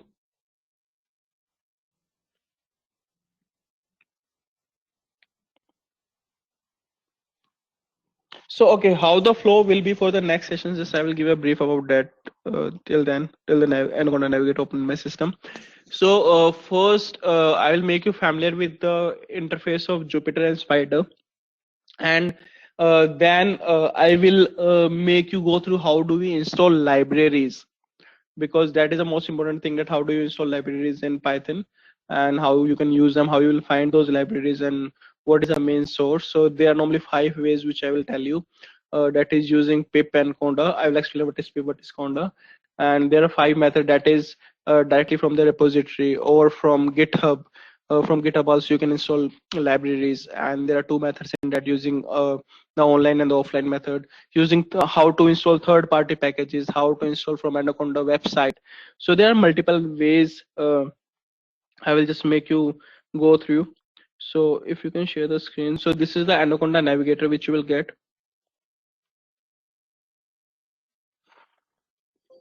So are you able to see the screen?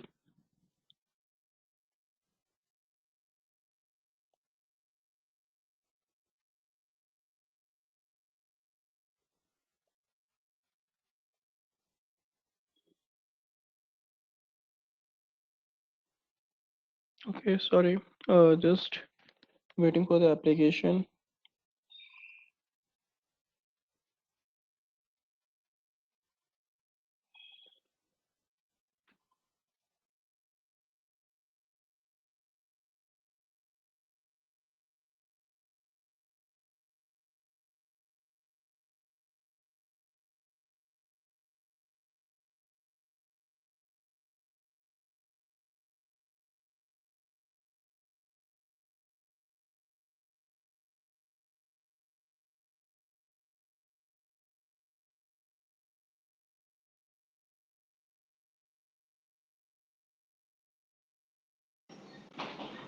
Okay, I think I'm not able to project it. I tried it multiple times. I think you will be able to see it now. In the okay, so Satej, okay, you installed Anaconda, but you are unable to see Jupyter, access Jupyter. So I will help you with that part. I will also let you know how we can launch Jupyter, how we launch Spider. There are multiple methods, like 2 to 3 methods. I'll make you go through each of them.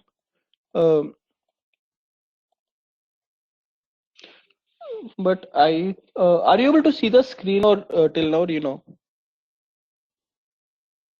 One of you can please unmute your mic, or the people who have a stable background can unmute your mic.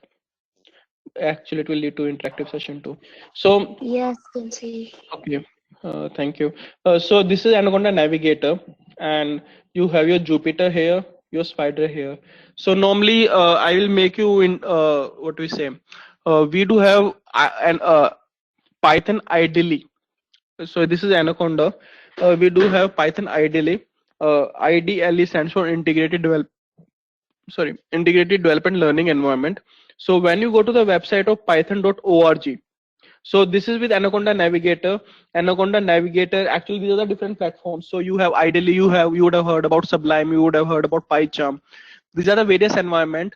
I want to make one thing clear: your Python coding will remain same irrespective of the platforms. Your same Python code will work in Jupyter. Your same Python code, that is syntax I'm talking about, will work in Spider. Same Python code will work in your ideally. So everywhere the code remains the same. You don't have to worry about that. And so if you want to launch, so I will be and how the sessions will be, I will make you familiar with the Python ideally, that I will let you know. So you need to go to python.org and you can download from there. I will make you go through that too.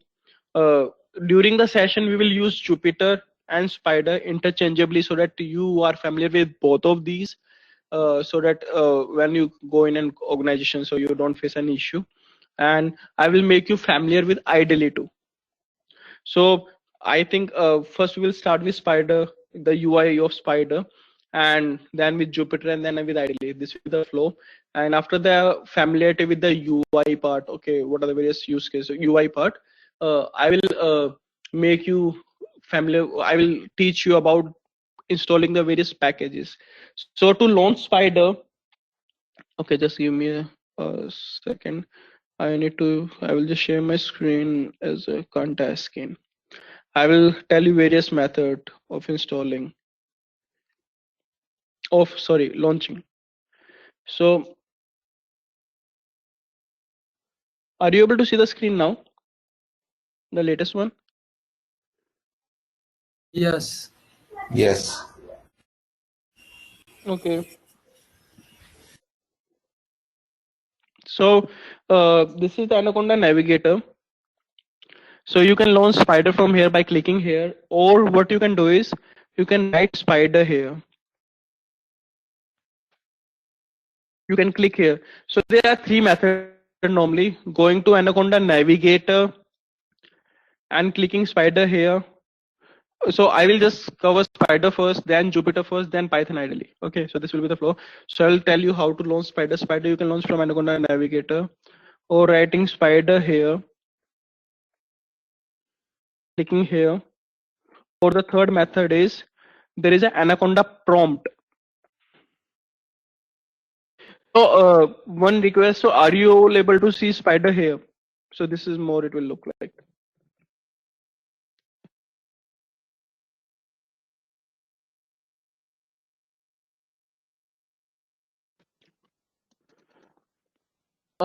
Can any one of you please unmute your mic, because I cannot see the chat window with this. Yes, we can see. Okay. So do anyone is facing any issue if the person is not able to see Spider? They can please unmute your mic and tell me. Gurdeep, Raghu here. Yeah, hi Raghu. So currently my personal laptop is not working. So currently I'm using my office laptop. Okay, so I cannot install the Anaconda. So do we have any other options? So like Google Colab, I can use the Spider. The Spider will be available there? Okay. See, Raghu, that will actually not be an issue. So you cannot use Spider. Google Colab support Jupyter notebooks. So the UI will be different, but each and every code which will be running on Spider will be also, or which will be running on Jupyter, you can run that particular code on Colab too. Okay, So that syntax will will be the same, right? yeah, correct. Syntax will be same. There is no restriction. If you cannot install them up, no issue. The alternative is Google Colab. Fine. Correct. Yeah. So you to launch Spider, you can click here. You can click it, launch it from here. This one. Or the third method is there is an Anaconda prompt. Just give me a second, please.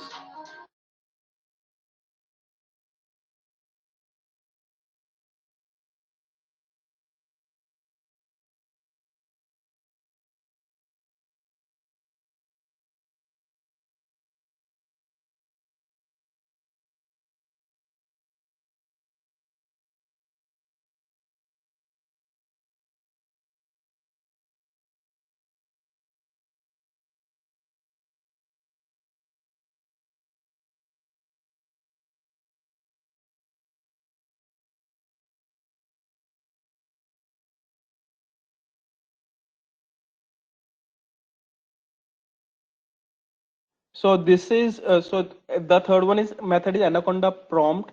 When you click here, you will get this window type. So it is you do have a command prompt for your system, a computer. This is Anaconda from Anaconda Navigator. You can write in Spider here, and then also it will launch the Spider from here. So these are the three methods by which you can launch Spider.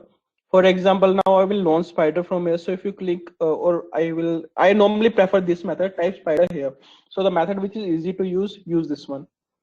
Type Spider in the search window, simply click here. Your Spider will start. Or you can just tag it to the taskbar. I have done that. So you can double click here and it will open, but I have launched it using the Windows option. So because Anaconda Navigator is so if you launch it using this, it is quite slow. You first have to open Anaconda Navigator and then you have to go to Spider. So the Spider is opening. It will take some time, and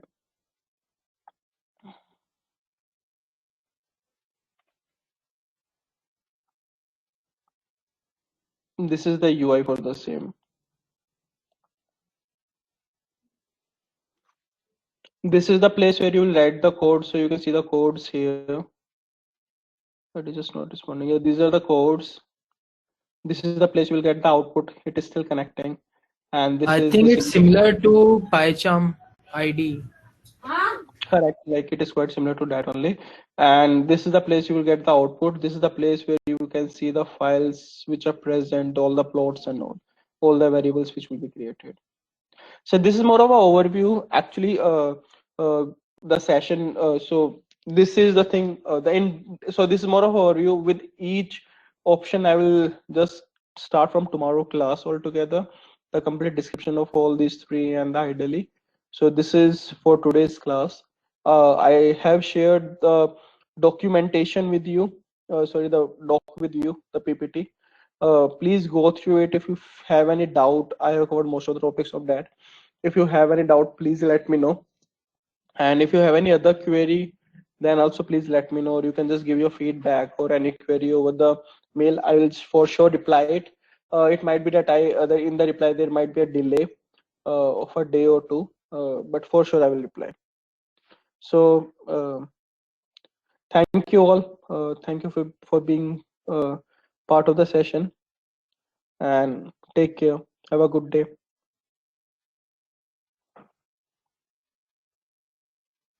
Thank you, Rishabh. Thank you, Yash. Thank you, everyone. Thank you, Swati. Thank you, Prerna. Bye. Take care, all. Have a good day. Enjoy. Thanks, Armeet. Thanks, Liani. Thanks, Sakshi. Thank you, everyone.